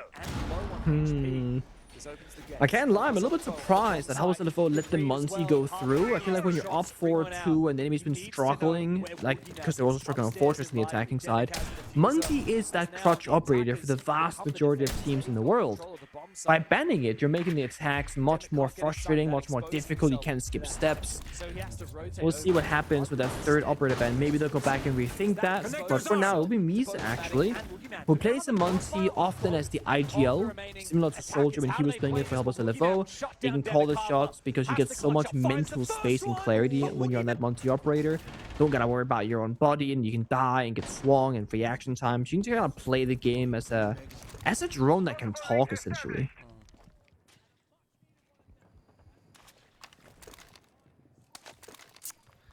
Boss G, Vigil. That time of the week again, I guess. Oh, just misses his shot. I tell you what, Stetzel's had a pretty good game today. He's really come into his own in terms of the fragging capability. Still, it's not like he's putting up crazy numbers, but a couple of good rounds on the defense there. He was playing Thorn, so it doesn't count, but yeah, it is what it is. He's pulling his weight, for sure. If anything, it's actually been Misa who's been a bit behind the curve of expectations, I would say. I mean, he's had a rough time on the defensive side, but hopefully now with the IGL leadership, he can shine on the attack. Oh man, these guys are so dead. They're both so dead. Well played from FEARX. NL to deliver the killing blow on these 2 players that were hunted down below the bomb site. This should be a round locked in now for FEARX. I mean, you really shouldn't be fumbling from a 3v5. Harper wants to get aggressive. He's in a good position. He's also got a bit of info from the default cam. And Rheumatic is low. So if he can be isolated, that should be a freebie. It's also another round, an instance where Monty just shines. You know, hold middle mouse button, walk to the building and say, enemy here, somebody watch him.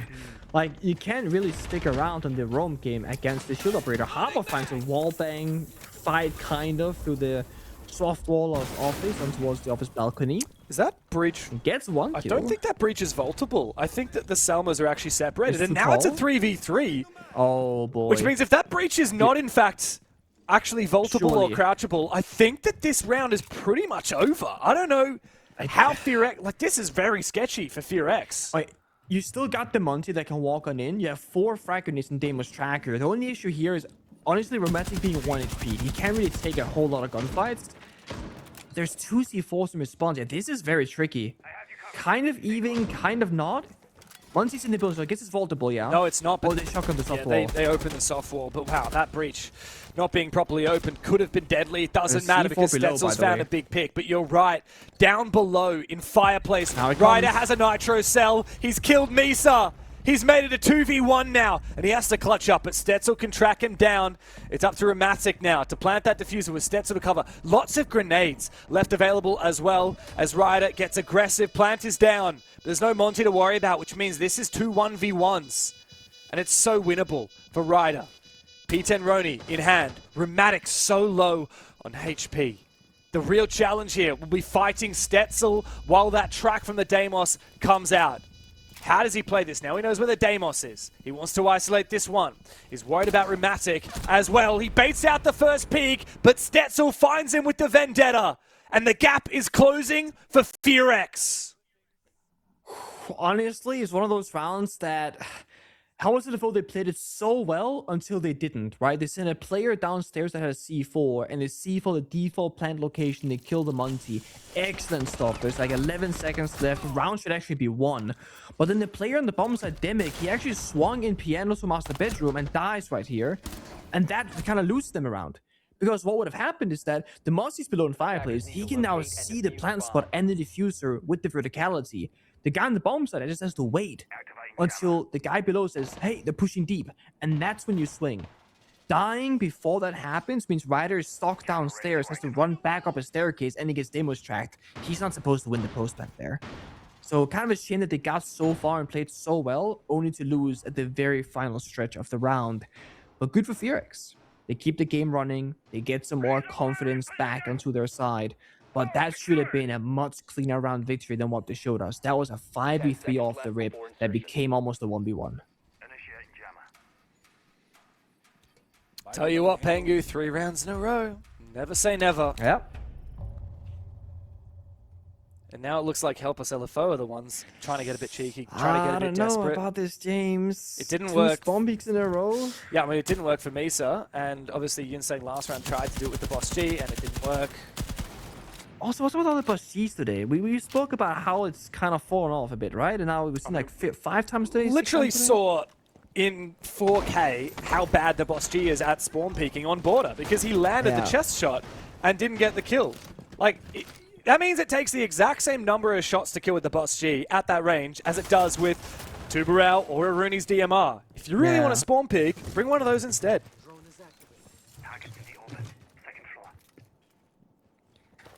Didn't go for it though. He still has that spare impact in pocket, or 2 spare impacts in pocket. Instead of looking towards library, good timing. Drops down the hatch. They've burned a few pieces of utility. Another grenade gets tossed out now, very sparingly here. Not too much of a worry, I guess. They have smoke grenades in pocket. They got a blitz in the window. They want to full send it.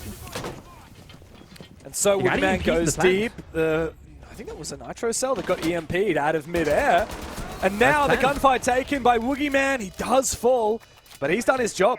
All that Woogieman on the Blitz needed to do was try and delay enough time to enable that plant to go down, and so it has for FEARX. Problem is, they're now fighting from a man deficit, and it's up to Help Us LFO with that clash to try and retake, which is not impossible. Improbable, yes, but not impossible. We've got plenty of util, the gas to come through from Demic. But critically, Help Us LFO need to make sure they have control from up above. The gas is massive here. Harper's hiding behind the clash shield. He sticks it. Help Us LFO with the retake of their lives. And they get it across the line. FEARX cannot find that planter. I cannot believe they managed to get that done. 7 players still alive in the server. Outrageous. I mean, it's such a troll scenario because you saw the player's white swing in the window, right? Just shooting through the smoke, being like, surely he's there. No, he's there. No, he's there. It looks like you can see the player because the smoke is kind of covering the shield, but they are diffusing behind the clash shield the entire time. So they start panicking in the very end. There's one way you win that, and it's honestly with the clash shield, and to double down, they didn't have any throwable self-destruction. You know what's funny? Right before they jumped in the bomb site window, they tossed out their final grenade from Striker, Rheumatic. That grenade, had that not been spent before they jumped in the window, but been saved for the post plant, that shield would have never worked. Because all it takes to stop that play is one single grenade. But they probably didn't know there was a clash. They didn't think about the post plant. I mean, they're more worried about getting the bomb down than what happens after the fact because it has to go down in the first place. Ridiculous turn of events, though.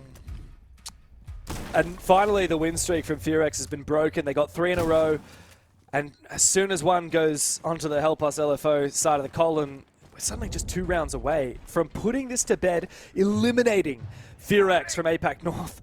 And Yinsung is again tempted to go for this scoring peak. Man. I cannot understate the gravitas of this moment. Ooh. FEARX on the verge of elimination. He's waiting for the rappel sound or a drone close. He could have typically gone for the run out earlier when he was to his hard right, but I don't think he wanted to take that risk. He didn't have the exact sound cue. But I like the fact that Youngsung isn't doing this like for no reason, without purpose. You can also call the C4 toss for Demic, actually, if they end up going on a drone outside. Woogieman injured and confirmed, and a trade from Stetzel onto Ryder. So worthwhile. But losing the blitz from Mossy, yeah, not worth it at all. Not for FEARX, That's your definitely pushing power is. gone. For Help Us LFO, that is a worthy trade. Misa's going to fall as well. Yinsang manages to dodge a bit of fire as well. He might be trapped here, but at least he can hold on and continue to delay time. FEARX are on the ropes. They have to chase him, I think. I mean, right now they got 2 minutes. It's worth it. The verticality, though. From Bathroom down to 1 HP from Stetzel. They're going to 3v1 Youngsung downstairs. But again, no matter what happens here, it's still worth it for Help Us LFO. Oh, Boss G comes out. Just a blow of the wind on a Stetzel and he'll fall. But Rheumatic goes deep, finds the kill. A big one. He's also going to pick up a frag grenade on the back of it as well with the Solid Snake's ability. Now FEARX have evened up the numbers, but time is ticking away. And Stetzel's still on such a low HP. How do they conjure up a win out of thin air? I mean, if you play around the Solid Snake right now and get some information, that could be one way. They don't have any Sophia charges for, you know, verticality for a vertical kill. The issue is these Denari lasers, 1 tick and Stetzel's gone. They have 1 way to burn them, 2 ways actually. They can throw this last flashbang, some of the only heart-breaching, or the final drone into the laser. That's it. So this singular point of laser in the map could honestly stop the entire push, at least for 1 player. You're not gonna want to go through that. Oh, and that shield is going to make it so difficult. Yeah. Track onto Harper from Rheumatic on the Solid Snake. Is a repel onto the balcony. Stetzel does find 1 kill. He's still low HP. The advantage on the health squarely in Help Us LFO's favor, and Harper has been so good today. They can't get in. No. I think this might be the end of the line. Surely not. Stetzel and NL have to vault inside. He does, Laser. and he immediately dies to the laser. There was no choice, Laser. and his second immediately to follow. Help Us LFO claim match point on Chalet and put FEARX on the verge of elimination. I mean, it's such a troll scenario. Oh my god. I mean, the thing is, this could have been over 7-2 as well with that basement post plan that did not work out for Help Us LFO in the 1v2. This is so close. The fact that the Denari laser wins them the 2v2 is also incredible, right? Window bathroom jump in, denied by the laser. The only way into the bomb site on Solarium, breach a door, also denied by the laser. And the third operator ban, to nobody's surprise, is gonna be the Monty. They're removing that 1 operator. And the Denari, which is a great operator choice here, actually. But it takes away that final bit of crotch for FEARX. You know, they were playing the blitz, that wasn't working out. Now they're trying the fuse shield maybe from Wookieman, who knows.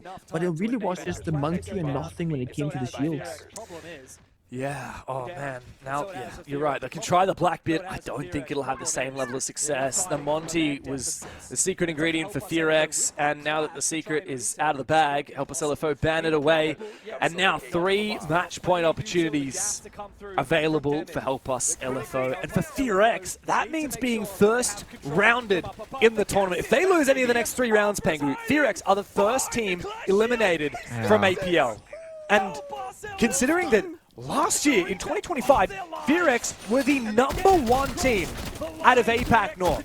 Across the group stages in Stage 1 and Stage 2, they had 10 regulation wins, 1 overtime win, 0 overtime losses, and only 3 regulation losses. That's a win rate of 11-3. That far surpasses CAG or D+, PSG Talent Scars, Kinotrip, you name it. They were the best team last year. They made top 8 at Reload. And after a disastrous 6 Invitational, they dropped 4 of their core players that have been with them for at least a year, some of them longer than that. Yeah. And pick up a bunch of rookies and Misa, formerly from Help Us LFO, who's now about to be eliminated with a 1-9 scoreline against his former team. That one's gonna hurt. I mean, you might leave the team as friends, but it's always gonna be a little bit personal when you face them later on, when you're on a new journey on your own. I was LFO again, they're just holding steady on this defensive round and letting BNK FEARX make the first moves. They hold the one, right? They're holding the master bedroom, a little bit of Solarium sound. They're holding office verticality. They even find their drone in the rafters of master bedroom. So info denied. I mean, it really comes down to NL on the Blackbeard to just push them in the building, be the bulldozer, shove the defenders away, and get that map control. But look at the timer: 1 minute 40 seconds. They're only now by the breach. Thankfully, they brought the Maverick because there's a Tubro and Kaid on the wall. Hello. Tubro just says, oh, that's a Blackbeard. I'm going to give him a few love taps just for the memories. Nade might be about to come out, but we need to see an actual gunfight taken here for FEARX, because it should be pretty straightforward for Ryder to dodge this nade. Doesn't put him under a lot of pressure, but that's perfect. He waits straight into Misa's waiting arms. And 2 big kills here for FEARX might alleviate the pressure for now. Yeah.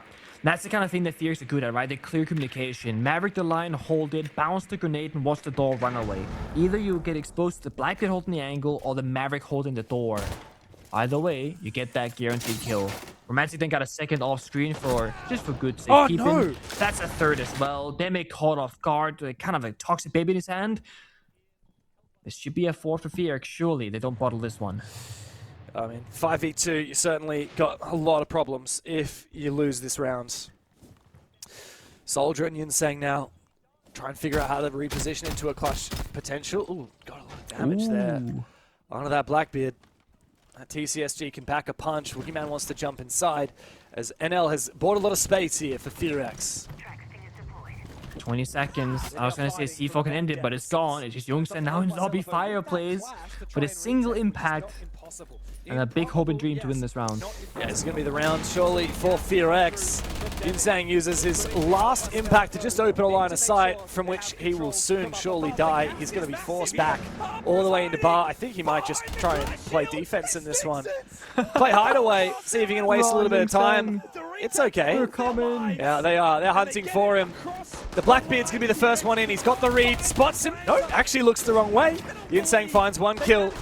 Looks for a bit more, but Wookieman with the pistol will finish him off, and FEARX can stop the bleeding for but a brief moment. Still 2 more match points staring them down. Hold your nerve, breathe. Help us LFO. Again, every round they lose is them slowly feeling it slip away. That victory that they felt, you know, when they got onto match point so convincingly. BNK FEARX, every round they win, they get a little bit more at ease, knowing they might have a fighting chance if they can push into overtime and kind of reset this map a bit. This was how things started off. The grenade, the swing, the double kill, they were getting caught off guard. A lot of very, honestly, timing as well. A lot of small things just not going the way of Hellboss LFO. But they've got the flexibility to keep changing bomb sites here, and with no more operator bans coming through Pengu, there's one big elephant in the room that hasn't been seen or dealt with here. Especially when you've got a lot of Blackbeard, a lot of Blitz being played. What is that secret ingredient that always keeps that at bay? It's the clash. That clash, man. Every time. This is honestly one of my favorite things that seems to happen for no reason. Whenever we're looking at a match point round across pretty much any region, when you start losing it, you always bring a clash. It's just one of those operators that can completely change your playstyle on defense and give you new opportunities of like retaking areas and getting information. And also, it slows down the game further. And there's this thing about when you go either into like overtime or you're playing match point from behind. Teams don't play super fast because they don't want to mess things up and lose, right? Because if BNK FEARX loses this round, it is over. So what happens when you play slow on attack and you start playing stuff like Smoke Clash? well, you slowed it down, the game down twice. And that means the timer becomes your biggest enemy. I mean, it really comes down to NL on the Blackbeard to just push them in the building, be the bulldozer. A lot of info gathering early on in this round as well for Help Us LFO. I noticed the Pulse at work in the bomb site, and Harper, of course, was peeking aggressively. Now he's seen the Blackbeard's seen him. And FEARX have to start thinking about the problem solving of the end of this round. When they have to deal with that clash, what tools are they going to use to try and take it down? They've got the Nomad, and they've got the Capitao, plus a couple of flashbangs to boot. They just need to make sure they land on their marks. You feel that tension building with every grenade, every piece of util thrown. They need to get value. They gotta find this kill. BNK FEARX starting to feel a little bit desperate, right? If Help Us LFO just let go of the mouse and keyboard for the next 20 seconds, what will happen? Probably nothing. It has to be BNK FEARX pushing forward and saying 3, 2, 1, execute top blue. But if you're attacked against this before, you know this is such a hard attack to pull off. The crossfires, the mezzanine, library box, top blue, the fallback. Add the Clash and Toxic Babes into it, plus a Warden you can't smoke off. How the hell are you gonna pull this off? Yeah. Every gunfight matters so much, and the nerves puts all that much pressure onto one of these players taking those fights. Good drone work. Demic is the first to fall. That's a big kill there from Woogie Man. The temptation to jump in here from the Blackbeard, but he gets a face full of a Nitro Cell. And with that falling, that's one of the key pillars of the attack for FEARX. They need to spring into action now, but critically, Rheumatic finds the essential kill onto the Clash. And with the attack flooding the top floor, it really just puts the pressure back onto Help Us LFO with 40 seconds still for the attack to pan out. They gotta drop down those hatches. Second C4 goes out, he gets juked out. He just sprints on away. No one players above, no one's by side window. There's time to map out these locations. They get shot down the crosses. It was patience for FEARX. Step by step, they inch their way towards the site. They isolate these players and eliminate them. A second round in a row. One more is all they need to push it to overtime. I was curious if we're going to see a tag timeout or not by Help Us LFO, because I thought, honestly, this could be the time. I feel like, yeah, there it is, actually. I was going to say, the way they're playing that round in particular is so scared. I thought they were going to play, as I said, mezzanine, top blue, use the Clash, fight, fight, fight. But they all ran downstairs. It was literally just the smoke who died early, and then the Clash playing blue staircase. I was thinking if you play 4 people library, there's no way you lose that. But they're playing that kind of play to lose, right? Instead of playing to win. They're so afraid of losing the game that they're playing the game incorrectly, and they're going away from the thing that worked for them, which is that ego challenge, confidence playstyle. This tag timeout, the idea is to bring them back into that old version of playing the game, where they're gonna be fighting back and not giving space for no reason. You get that fire back underneath you. That's what we've seen from them, especially on Fortress, man. A lack of fear from Help Us LFO to make plays. I mean, Yunsang was swinging everybody back on Fortress, and he's gone quiet. Help Us LFO have gone quiet in these last couple of defenses. That was the first kill. Demic over swinging on the bomb site. That's a grim sight. FEARX, I don't want to discredit them. They have played really well in these last couple of rounds. 2 in a row now to bring it back. One more attack is all they need. And the Clash makes a reappearance despite Harper struggling to achieve much with it last round. Do my eyes deceive me? Are we going back to that exact same bomb site? We are. Wow, this is a I think that makes sense. Big gamble from Help Us LFO. Everything is wide open for them. They could go to Master, they could go to Kitchen, they could go Basement if they wanted, but no, back to Bar we go. But this is the thing, right? The only thing they had to change was not play super scared. If they had stuck to their guns and library and not fallen back, they literally would have won the round. And the worst part is, they got gifted that C4 kill onto Blackbeard. That's not going to happen again, at least not the same way. So they're going to have to do the exact same defense, play with more confidence, but not get the Blackbeard kill, which of course will make it a little bit more difficult. But I actually think this is the right call for Help Us LFO. If you look at how BNK FEARX attacked it previously, they didn't win the round. It was that Help Us LFO lost the round. They gave them the space for free. They allowed them to take it. Well, we've seen a minor change in the castle being brought out instead of that pulse. Yeah. I wonder how much Makes this is sense going to as well. slow down this defense. Like, where are the castle barricades at? Are they just perhaps on the exterior The windows of windows. sight? It's Yeah. just burning time, burning util. I think you just, again, maybe you put one on double door in fireplace beneath so you can play more in the dining hallway, but generally speaking, you just close off the angles and make this sledge, or maybe if they played Flores, run around the building and waste time destroying the castles. It's just to help further solidify that we're bunkering down. We're not roaming, we're not playing for a C4 kill, we're playing for the 5v5 at Clash top blue. And the only counterplay really that happened here, kind of Nomad. Once you get map control, you can kind of stop the Clash from retaking the space against you and limit the mobility. And the second one is going to be the sense from Misa. If you use the sense correctly, you can pretty much counter the top 4 setup by destroying the crossfires. The only issue is, it's not a solid wall. It doesn't block bullets. You can still get shot through that projector of the sense wall. It'll just have to be based off luck. You're not going to have aim, you're going to have RNG, whether you're going to hit that shot or not. So FEARX are looking very confident this round. They've made quick work of that map control. And they've ticked off a lot of these key boxes, the check marks, taking control of the map, you know, opening up these walls. And you're right, there is a castle barricade downstairs. Yinsang also finds a kill. It's Woogieman to go down. That's the main operator that's going to clear the castle barricades. The Clash Shield is really going to make things challenging here for NL as well. But no! The stun from the Clash's shield stops NL from being able to confirm that kill. And Harper finds Stetzel. This is the moment where FEARX capitulate.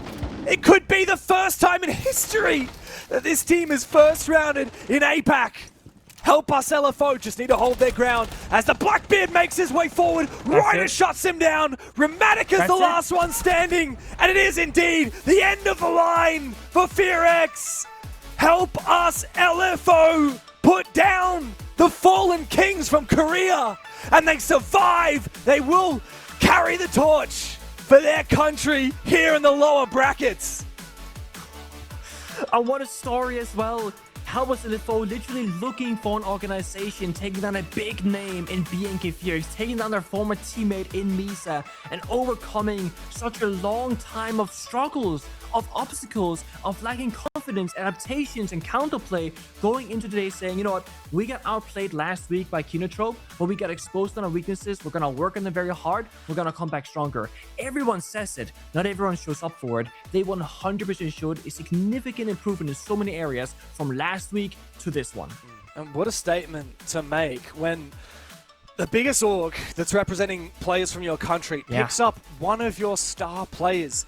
Misa went over from Help Us LFO to FEARX, and yet they beat him anyway. It doesn't matter what talent FEARX are able to find from the scene, what talent their organization is able to attract. All of these players that joined Help Us LFO, especially recently, players like Harper and Soldier, they took a gamble, joining a team that has no representation, joining a team where they don't get paid salaries. They could have maybe gone and joined FEARX, but no, they took a gamble, and it was a gamble well placed because now they survive here in the lower bracket of Kickoff. Phenomenal. I mean, there are so many high rounds, honestly, mostly from Help Us LFO. They are so clutch today. They have so many, like, you know, 2v2s and 1vx's and just big moments where they make a comeback. Even the rounds that was like the Monty Master bedroom attack, I think the first or second one from BNK FEARX, it was a 5v3 off the rip into a 5v2. That turned into a 2v1. Every time that you thought FEARX they had a round, they didn't. Or at the very least, they made it extremely close. Yeah, credit to FEARX. They did bring it back a little bit there. It was 6-3 match point. It ended up as a 7-5. So 2 rounds in a row on the attacking side. And they looked confident. Of course, we've had a slew of games today. Let's look at our MVP of the day. It actually wasn't from this match. It was from our match earlier, Kinotrope versus Scars. But I don't think anyone can dispute that it was very much deserved from Carwell. 1.94 KD. That is utterly insane. 10 multi-kills, of course. It was a grueling free mapper, but a well-deserved spot for Carwell. And to go through into the upper bracket final with a win over Scars is nothing to scoff at. No, not at all. I mean, this is definitely very well deserved. I also think that the Scars Kinotrope matchup was also a much closer one, probably the closest and even matchup we've had today by far, given that the FEARX game was a bit of a blowout. So the fact that you have a standout player in a series like that is definitely a big reason for me as well why I would choose him as MVP. Yeah, of course, it was a great showing from Carwow, and if you missed that match, here are the highlights for you, the highlights of what Carwow managed to achieve. Doesn't really matter what he's doing, whether he's abusing the Thorn shotgun, whether he's on the Blitz, whether he's making entries happen with the Zero, which is I thought beautiful. Thorn can count. Yeah, Thorn doesn't count, man. Get off the Thorn. Okay, But okay. look, he can play Blitz and Blackbeard, he can play Zero. I respect that. So, yeah, I'll give him a little bit of credit where credit is due. I think he had an 18-kill game as well on one of those maps against Scars. Yeah, he was racking up the numbers. He certainly was. He's also playing, you know, as you said, like a variety of operators. Like he's playing Echo for on bank and whatnot. So he's not just playing like your entry getting free kills. He actually plays backline support sometimes, plays flex sometimes, plays the entry sometimes. He's everywhere. Yeah, no, huge performance from Carwow, and of course a big game for Kinetro to get the leg up over Scars. We saw how much it meant to Okamesh in that match. Let's reflect upon the bracket as it's gone. As it panned out today, and of course last week as well, the first rounds in the upper bracket final are all finished now, thanks to Can You Be My Enemy and D+ Kia panning out today in a way that we pretty much expected. Of course, D+ Kia always can be the favored team in that one, which sets up an utter banger of an upper semi-final with CAG taking on D+ Kia. Pengu, most people coming into this bracket would expect that match to be our grand final. Yeah, they very much would. And I mean, it still can, right? One of those teams, the winner, of course, of CAG or D+, can do the upper bracket run, and then the other one can go the lower bracket run, and like go all the distance there. But I am curious to see how CAG will fare, you know, in a new version of themselves, getting a proper support staff, DD now being a proper player, being announced and whatnot. I wouldn't say CAG had the strongest performance with LFO No Name. However, they did give really big praise in the interview afterwards, saying LFO No Name is actually a really good team, and we're trying our butts off to beat them. So that could just have been that their opponent was better, not that CAG was weak. Yeah, it's going to be a crazy time over in APAC North, but of course that's not the only region we have here in APAC. True. We've got 3 different sub-regions. Tomorrow we'll be commentating Asia, which is in a way the most exciting region because we've got 2 spots to play for. Obviously we have the best in APAC, undisputed. It's Weibo Gaming. They'll be playing in an upper bracket final tomorrow against Soul's Heart, the up-and-coming Thai roster that haven't made any roster changes in, well, forever. But of course we've got a couple other teams to look at as well. Big one is going to be that elimination match, Fury and Daystar.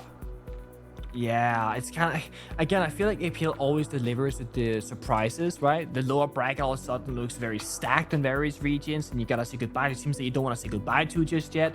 APL North had it with the Korea versus Korea matchup, and then I think Fury and Daystar is kind of giving that same vibe. Yeah, very much so. I think we'll have a couple of 3 mappers tomorrow, that's for sure. That's coming up tomorrow, Asia, but in just a few hours, coming up here on the Rainbow Six channel, we'll actually be having the North America League. Oh, what a crazy time it's been in NAL so far. Any particular matches on the schedule for today that you're excited for, Pengu? Dude, I gotta watch my goat Fabian just wipe the floor with 5 fears. What are those guys, by the way? I haven't heard about Literally, them. who was on that team? I actually couldn't tell you. So I'm just gonna look at that and go, hey, mate, he's gonna take that 7-2 and be done with it. Yeah, I'm excited to see the new Dark Zero roster, of course. It's a lot of the old Space Station team. So we'll see how they fare. Obviously, a lot of new up-and-coming rosters in NAL, you know, 1-30 Outlaws, even Cloud9, you know, a bit of a newer team, a bit of a lower pack team. So yeah, keen to see what happens in NAL. But that pretty much wraps us up here in APAC North for tonight. Remember, Asia tomorrow, OS the day after that, NAL in just a couple of hours from now. But if you've joined us today, thank you so much. We hope you had as much fun as we did here on the APL, and we'll see you in the next one.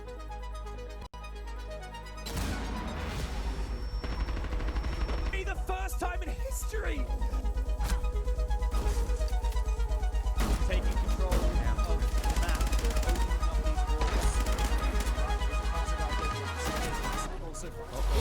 He's looking to go down. As the main operator is going to clear the castle barricades, the clash shield is really going to make things challenging here. And L as well. No! The castle barricades, the clash shield is really going to make things challenging here. And L as well. No! The stun from the clash's shield stops L from being able to confirm that kill. Alpha finds Stetzel. This is the moment where FEARX capitulate. It could be the first